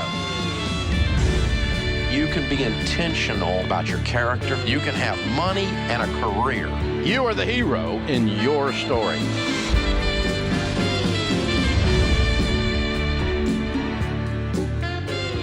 Live from the headquarters of Ramsey Solutions, broadcasting from the Dollar Car Rental Studio, this is The Ramsey Show, where America hangs out to have a conversation about your life and your money. I'm John Deloney, joined here by best-selling author, brilliant and often kind I was about to say, co-worker Rachel Cruz. How are you? That's right. Doing great, John. Good to be back with you. And also with you. Thank you very much. And we've got a packed studio house. It's good to see everybody here in Nashville, here in Franklin. How are we doing? I think they're probably waiting on the big guy, and they get on us. Dave. I appreciate you not calling me the big guy. Okay, no. I went jogging this morning, so I will not. I didn't mean it like that. I know what you meant, Rachel. I'm trying. Jeez Louise. But you're doing well? Yeah, doing great. I'm excited about tomorrow night. Yes, so let's talk about it. I know. We have an event, our Money and Marriage event. We did one on Valentine's night this year. It was the so biggest good. event in Ramsey history. On the live stream, and the one that people stayed the longest amount of any live stream. I was like, because we're fun. I think they were thinking, this is a train wreck that just keeps happening, and we want to watch all of it. We watch to the last flame burns out. Maybe so. Yeah. But we're trying it again this Friday night. So if you don't have plans, it's $30. You can go to RamseySolutions.com/marriage to get more information. But it's going to start at 7:30 East Central Time. Central, yes, and it's all new stuff. Yeah, we changed all the content, so all it's new all stuff, new. and we're talking about money. Here's the thing: we started looking at pain points and listening to what our callers on our shows are talking about. So we're going to talk about stuff we haven't talked about before, like what your money means. We're going to talk about sex. We're going to talk about intimacy. We're going to talk about stuff that's affecting real couples in real time right now. That's right. Because you know this, and we say it all the time, but it's just true. so many money problems we talk to with couples, like, well, we can't budget together. I don't want to combine our accounts. Like, you hear these problems and it's never that problem. Right. It's usually deeper issues going on. So we're going to kind of go 3 layers deep, pull back some of the layers and get into the good stuff. Yeah. And we're going to have some fun. Yeah, it's great. Special guests. We're going to have all kind of cool stuff. So RamseySolutions.com/marriage. Gentlemen, if you are listening to this is a $30 way to win. $30. You can say, honey, I love you, and we're not going to watch Netflix. We're going to work on our marriage. And you win, right? $30, man. $15 a piece. That's cheaper than a movie, right? I don't know how much a movie costs. I was going to say, I haven't been to a movie. Man, I do miss movies. Do you?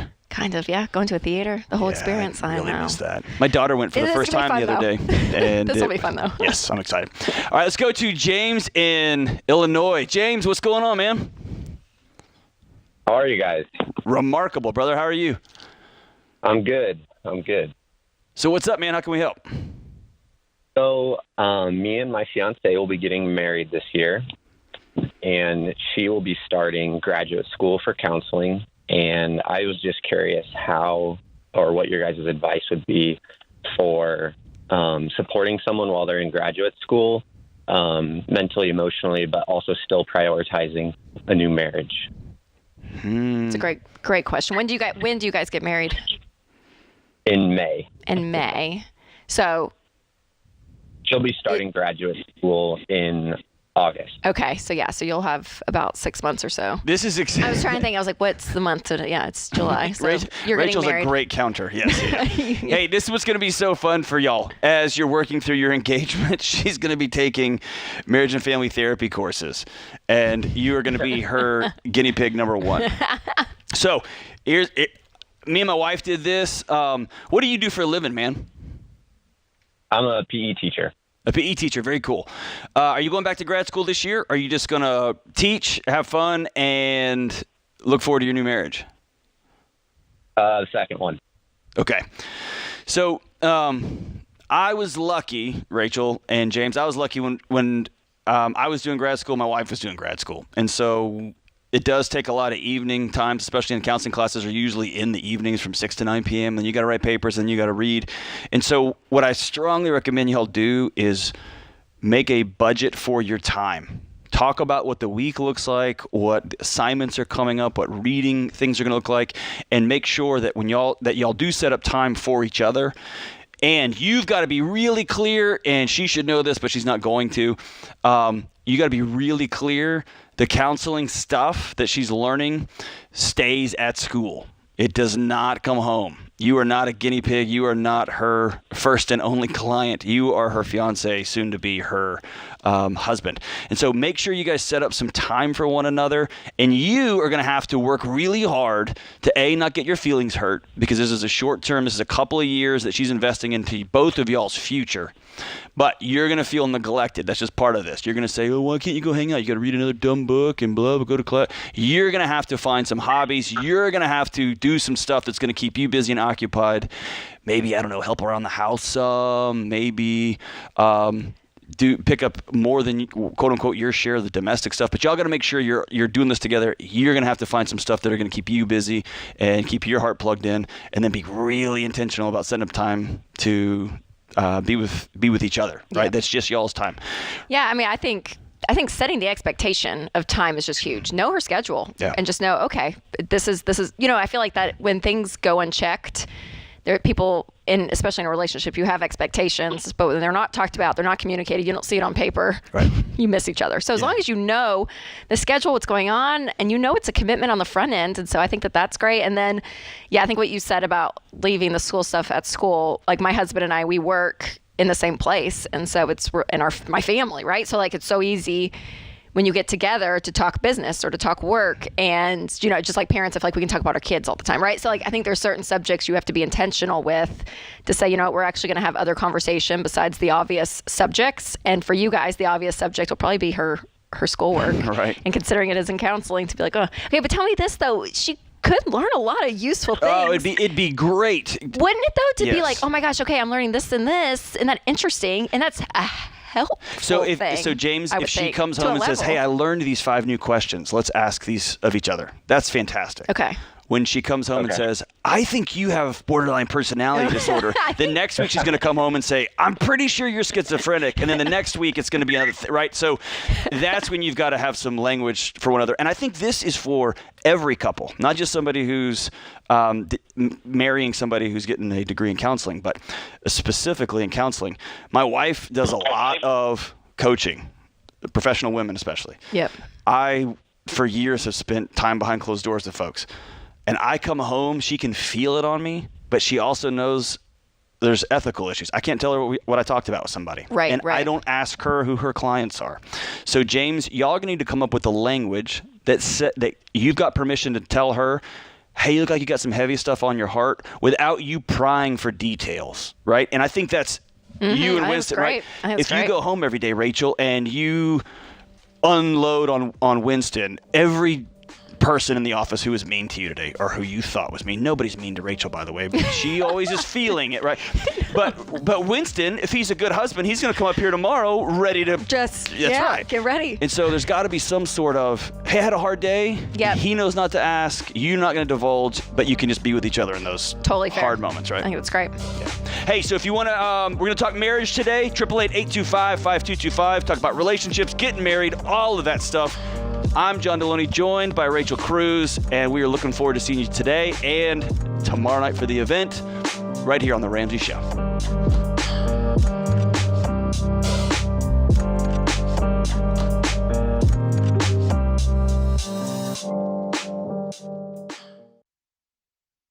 What makes our show unique is that we genuinely care about our listeners. We're intentional about choosing the best advertisers to recommend. Blinds.com is no exception. They offer high-quality window treatments at unbelievable prices, and they make it simple to shop blinds, shades, and interior shutters with easy online ordering, free shipping, and a guaranteed perfect fit. Go to Blinds.com and take advantage of this week's special savings.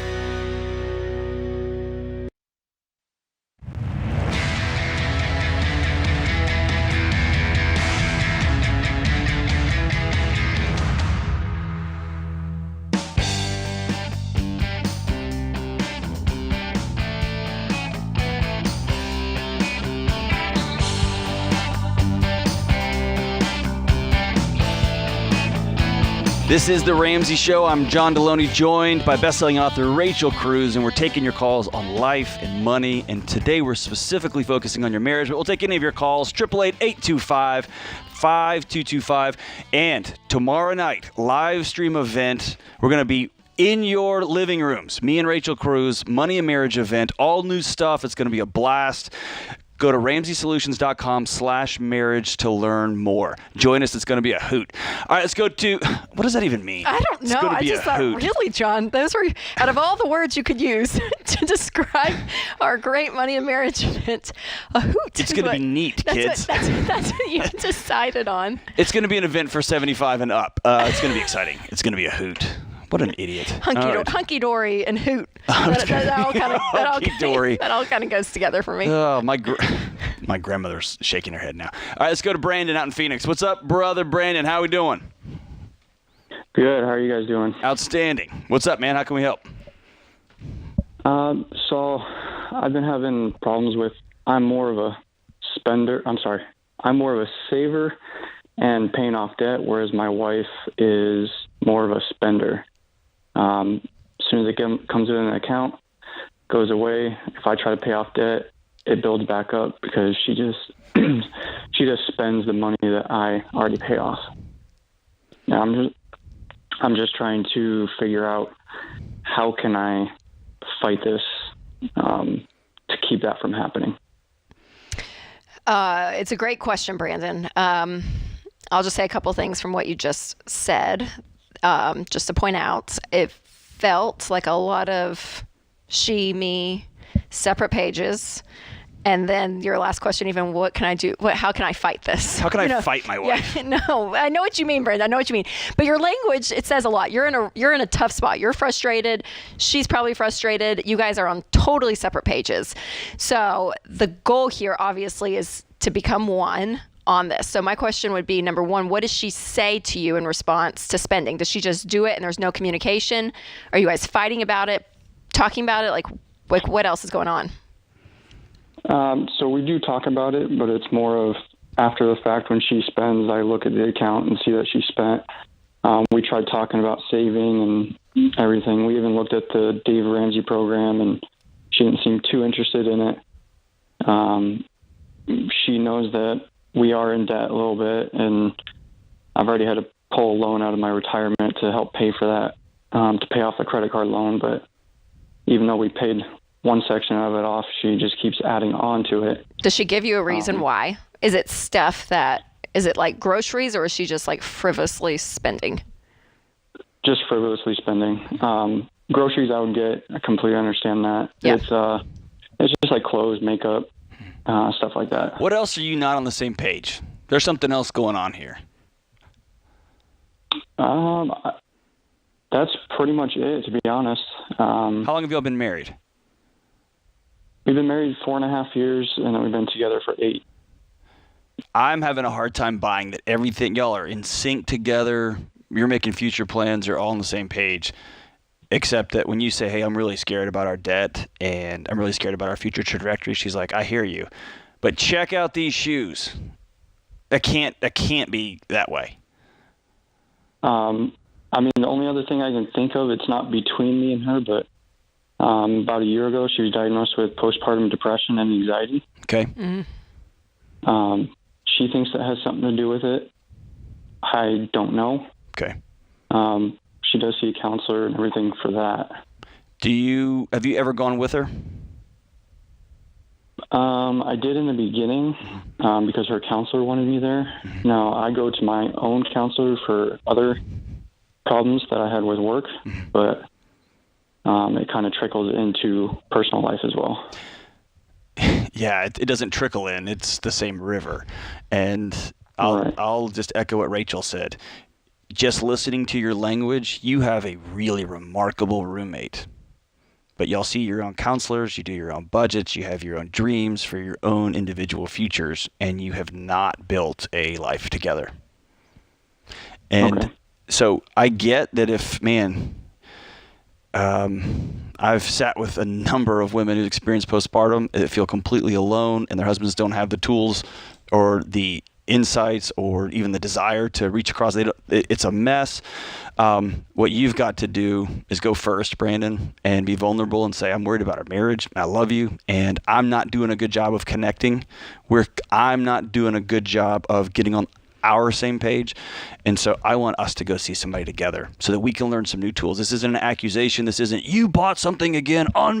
This is you coming and being vulnerable and saying, hey, I want to learn some new skills because I'm not doing a good job of communicating and I'm not doing a good job of creating an us. And I want to learn how to do that better. So would you join me in that? And it sounds like you're both open to therapy, both open to going to see somebody, but you're there now. Yeah. And I mean, and Brandon, when it comes to that kind of spending, because it's not like, she went $50 over the food budget, right? And you're it's an obvious coping mechanism for her. It feels good to go and get this stuff, right? So she may even logically know the numbers and know we don't have the money. But in that moment, it's like she just needs that dopamine hit. She needs something to put a Band-Aid on the pain that's going on in her. So I do want you to have a lot of grace and a lot of sympathy, just to be able to understand why she's doing it. It's not in spite of you. It's probably out of her own hurt and pain, but that's still on her. She has to know how to control that and to take that coping mechanism out, because that stuff is not going to heal. Right. That stuff does not heal. Well, you heal through connection, right? Right. That's right. That's right. And man, don't do something dumb like take out a loan against your 401k and then blame her for it. I got to do this because now you're doing something stupid yourself, and you're going to make her the enemy. And go ahead. Oh, I'm sorry. I was going to say too, Brandon, and when you elevate these kind of conversations versus like, how do I fight against this? How do I get in the nitty gritty? If you guys above it and just like, when you see marriage as I want you to win. Mm-hmm. at, looking at her, I want you to win, and her to be able to look at you and say, I want you to win. Like, how do we win together? Right. What are the things we're shooting for? And to set a goal. You guys have a goal for the next 3 years. Maybe it's a trip you plan. Maybe it's redoing a room in your house. Like, I don't care what it is, but like, have something that you guys are working towards together. I mean, obviously you guys have debt, so paying off debt would be a huge goal, but have something together, because there's a level of unity that's created in marriage when you say, hey, we're gonna be one in this subject. And it's hard. It may cause conflict. There's a lot of, it rubs against what I want, what you want. But man, we're going to push through and become that team. Like, when you can elevate that conversation versus just the tactical as well, Brandon, that hopefully will bring some encouragement and exciting stuff, right? Because it's all great stuff. It's good stuff. Like, we want to be better. We want to go towards awesome, Yes. not what was the word I used earlier? We want to go towards a hoot, right? We want to go towards awesome, not always spend our time running away from fires. That's right. Yes, exactly. So Rachel, you've been doing this a lot longer than I have. It feels like in the last year and a half when I've been sitting in this room, it's when a husband or a wife goes to their spouse and says, hey, I want us to do Dave's thing. Yeah. It's not Dave's thing. Like, Dave created a path and identified a plan, but it has to be our thing that we are doing for us and for our legacy and for our future and for our communities, et cetera, right? Yeah, and what's hard too is the one, and I'm not putting this on you, Brandon, but usually the one that wants to go gung-ho is more the legalistic one. Naturally, usually the one that's a saver. Like, I mean, they're more excited about this naturally versus the one, his wife's like, I'm going to go buy clothes and shoes and makeup. Like, I want to go have fun. And so that legalistic person can come in and suck the life out of that spouse. That's more of a free spirit, right? So that dynamic is interesting. So what if Brandon, underneath the legalism, said, hey, we just had a new baby, and I'm looking at our finances. That's right. Do it for the baby. And I'm Yes. scared. Yes. I know a number of wives that would love to hear the words from their husband. Hey, I'm scared, and I don't know how to say this, and my default setting is to pull out a spreadsheet and try to save us that way, and your default setting is just to ignore it. But I'm nervous about tomorrow. Looks like, what if we got on a plan together? And by the way, this guy named Dave created a plan for us to use in our home, right? Yeah. And now you're talking about legacy change. But Brandon, that's a lot easier than to walk alongside than, well, look what you made me do. Ugh, right? That's right. Do it together. Build a future together. 888-825-5225. Give us a shout right here on The Ramsey Show.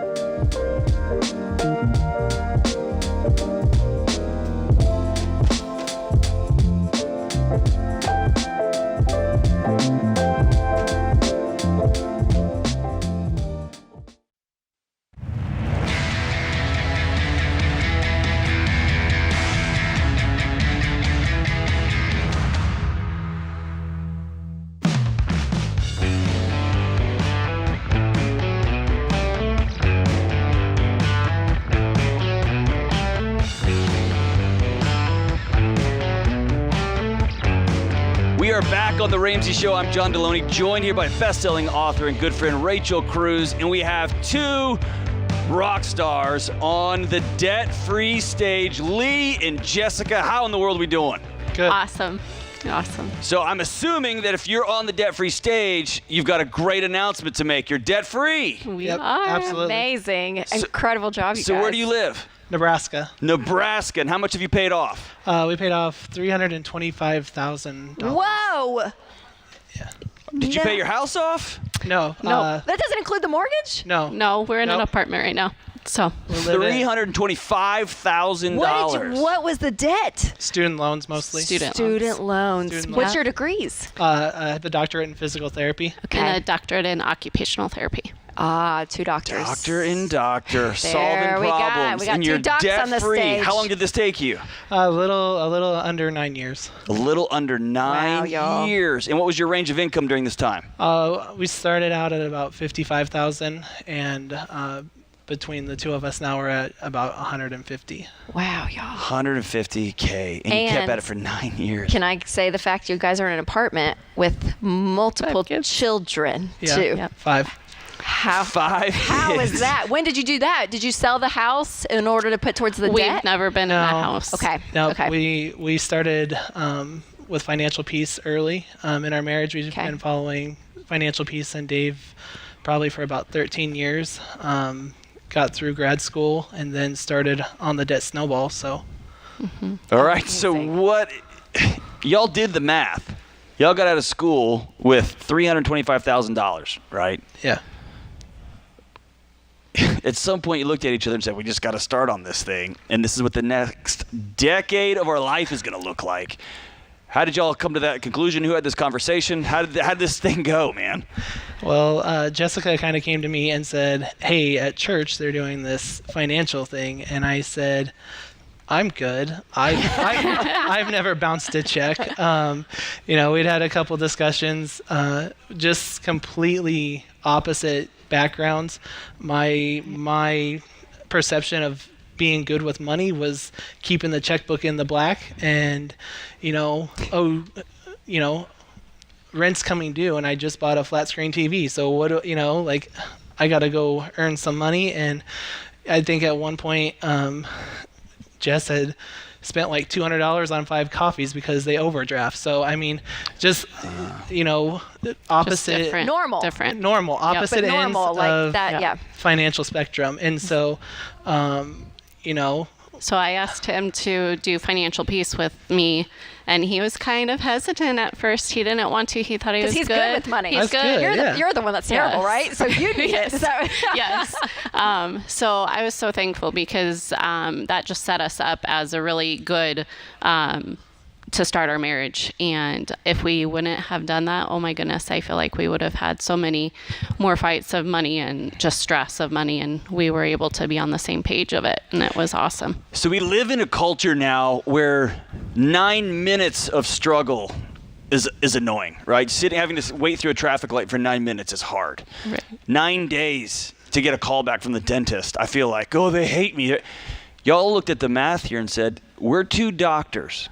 We help people's healing for a living, and we got 9 years ahead of us in an apartment. And by the way, we have 117 children, right? At some point, you had to say, hey, we're in this together. Yes. How did y'all come to this? Like, this is a hard conversation. I have hard conversations for a living. This one's hard. Yeah, it's multiple conversations throughout the years.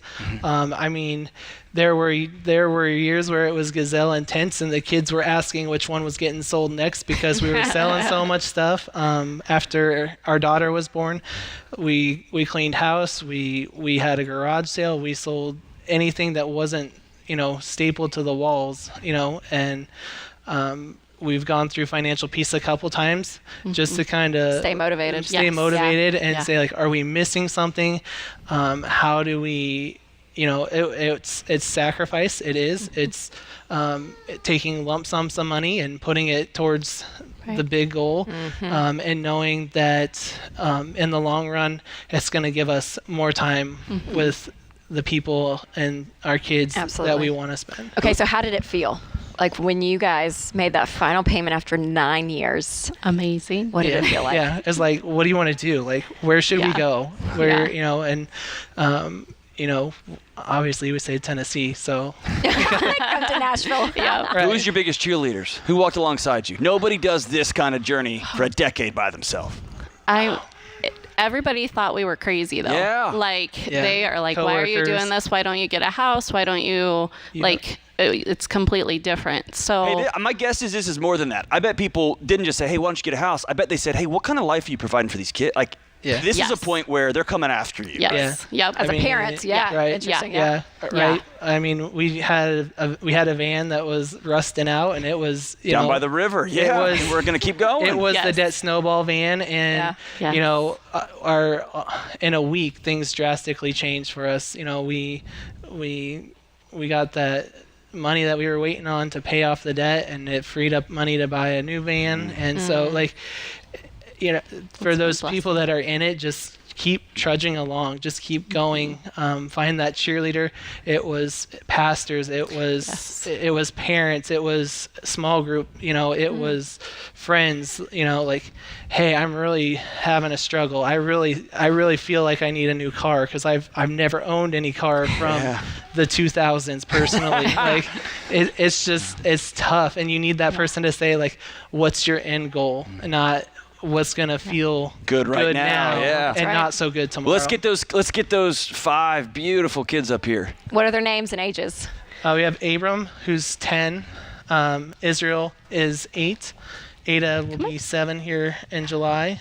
Josiah is 5, and Boaz is 10 months. Oh my goodness! And I'm trying not to come out of this chair because this is a sit-down show, but I'm looking at these 5 beautiful kids, and I don't want you to miss this moment that you have changed the trajectory of their life. Yes. It is different because 2 parents said, I'm going to suck it up for a decade in an apartment. And young kids, I want you to know your parents are rock stars. And y'all missed out on Disneyland. You missed out on some crazy stuff. And now the floodgates are about to open because mom had a hard conversation with dad, and they did this together. So proud of you. Lee and Jessica from Omaha, Nebraska Amazing. paid off $325,000 in 9 years, changing the lives of all 800. You got 5 kids, all 5 kids, and yours. You are debt-free. Let's count it down and hear a debt-free scream. It's ready. It's ready. Ready? On 3. 3, 2, 1. We're debt-free! Oh my gosh. Man, talk about a marathon. Talk about a marathon. 9 years. 9 years. I look at her as a mom and I'm like, oh, That was 3 gosh. presidents ago. That was 3 presidents ago. Yes. I mean, that's hard. That is hard, you guys. I mean, we say your debt turnaround is 18 to 24 months on average on here. So we get stories all over the place, all income levels, all debt levels. Yes. But that right there, like, it's commitment. That's remarkable. Absolutely. And you've remarkable. got community members saying, $325,000. I know. And they say, we support you, but somebody took them out for coffee and said, hey, what are you doing? Just get a house, for crying out loud. Hey, we love you, but this van. Enjoy the moment. The van's got to go. You're a doctor now. Right. You are a doctor. You're what a are you doing? doctor. Do you feel like connected? You know, you're a doctor too, sort of, you know? Yeah, there are what I like to call real doctors, where they actually they help people and they don't. John's a doctor. They don't just run their mouth on the radio. Y'all see they're actual amazing. clients and patients. No, they're amazing. and help heal You guys, incredible. The Incredible. beauty of this job is coming here every day and thinking that my job is to inspire other people, and then I see you guys. And I go home a better dad and a better husband and a better community member, a better neighbor, because I get to be in contact with you guys. Absolutely. Y'all are heroes. I love it. $325,000. Sweet kids. Right here on The Ramsey Show.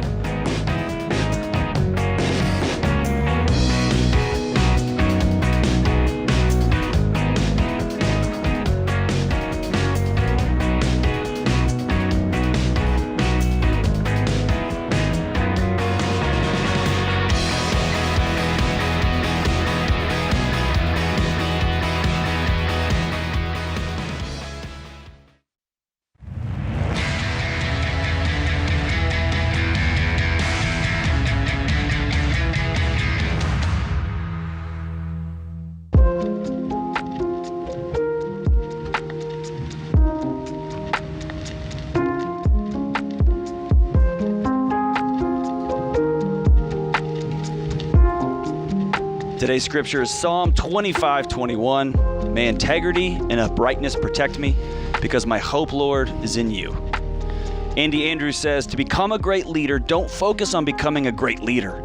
Instead, focus on becoming someone worth following. Oh, That's good. So good. I know. All right, Blinds.com. Find out for yourself why Blinds.com is the #1 online retailer of custom window covering. You get free samples, free shipping, and with the new promos they run every month, you'll save even more. Use promo code Ramsey to get the best deal. Rules and restrictions apply. Today's question comes from Kate in South Carolina. My husband and I have been married 3 years. The house we live in is on his mother's property. She's overstepped boundaries, and this has caused a lot of issues. I want to move so that we have privacy in our own space. I've tried to talk to my husband, but he doesn't want to move. After a big fight, he agreed to look at other homes, but refuses to sell the current house, which we would need to buy another house. I'm at a loss as to how to move forward. What are your thoughts? Dun, dun, dun. The in-law on the property. I would want to know why, and again, obviously Kate's not a caller right now, but I'm like, I want to know, why does he want to stay? Is it because it's a codependency on his mom and his family, or is it because like the house is a great deal and the property's 800 acres and they're, you know what I mean? Like, but I bet it's not. It's a hard one. I haven't experienced this, but I've heard over the years a dynamic between mother-in-laws and their sons' wives. Yeah, daughter-in-laws, yeah. That there is a level of tension that often husbands are completely oblivious to.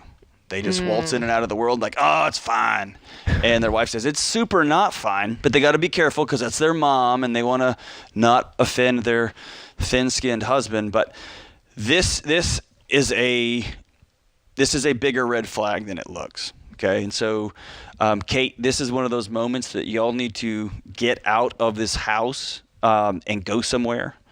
And let your husband know that I want to have a conversation about our house, but I want to have a conversation about what's the trajectory of our relationship, what's the trajectory of our future, where are we headed here? Yep.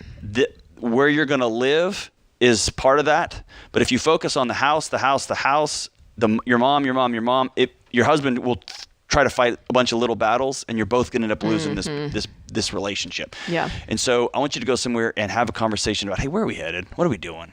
And in that conversation, Kate can talk about, here are some real, tangible ways your mom makes me uncomfortable. Here's how she's overstepping boundaries. Here's how you are making me feel, husband, while you're picking your mom over me. I was going to say that's yep. And here's the uncomfortable statement that's not a popular statement, but this is a truthful statement. Kate, you're going to have to at some point come up with your or what statement, your or what moment, right? Because just nagging about this, poking at this, complaining about this will lead you to drown along with him.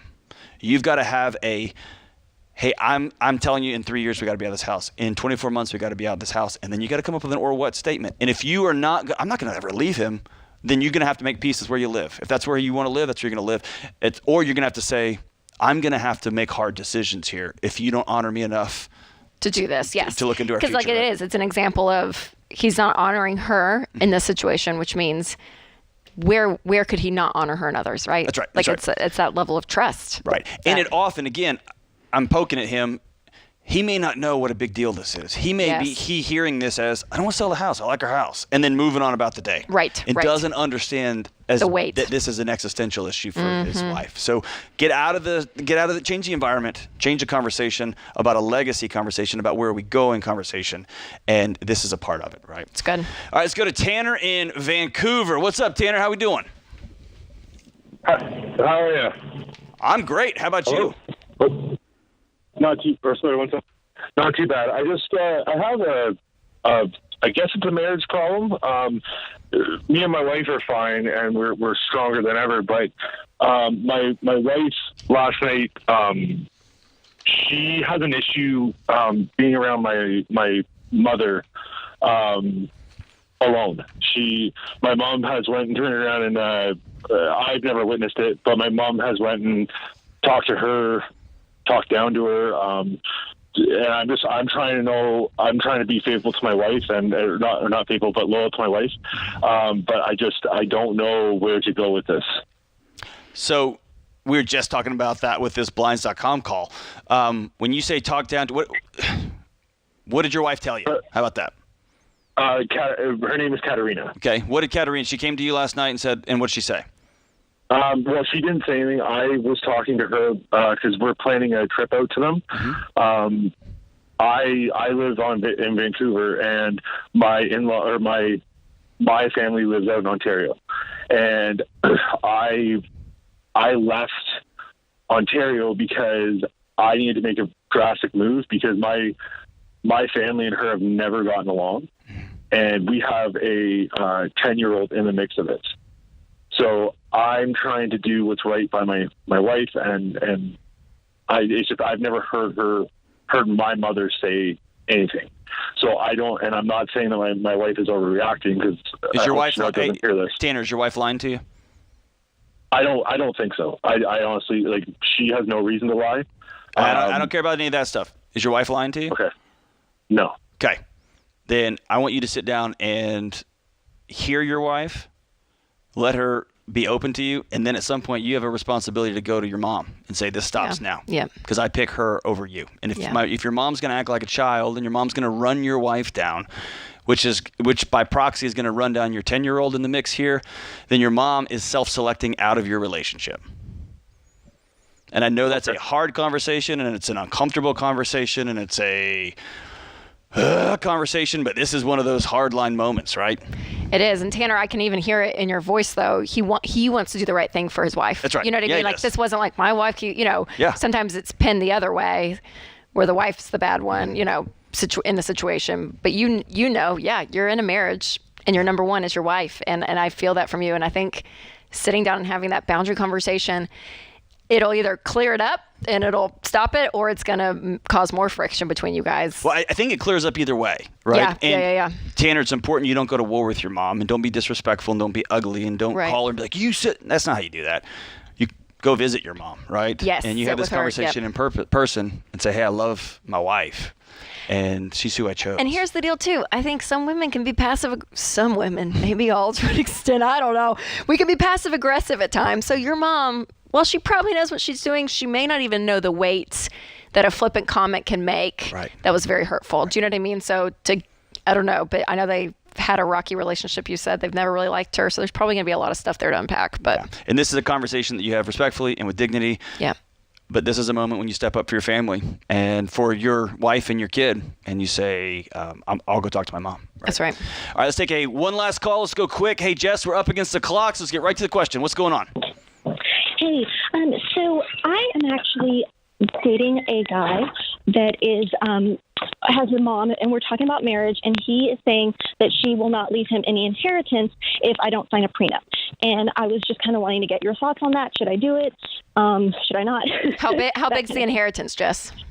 I don't know, to be 100%, but I'm thinking it's going to be more like $5 million spread out between his brothers, which is he has two brothers. So it's not like he's getting $20 million or anything like that. No.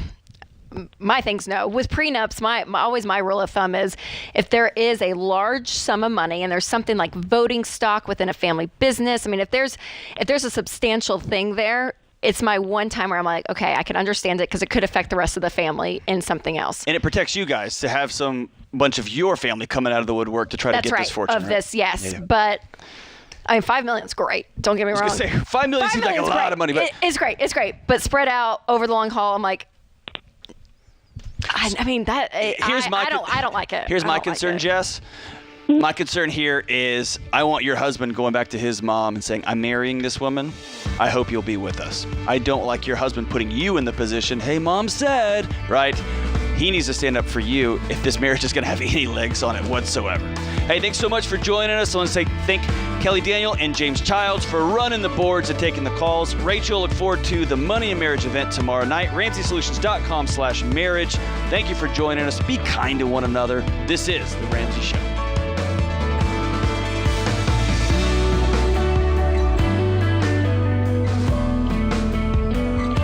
Hey guys, this is James, senior producer for The Ramsey Show. Did you know over 18 million people listen to The Ramsey Show every week?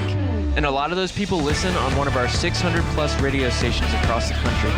To find a station near you, head to TheRamseyShow.com.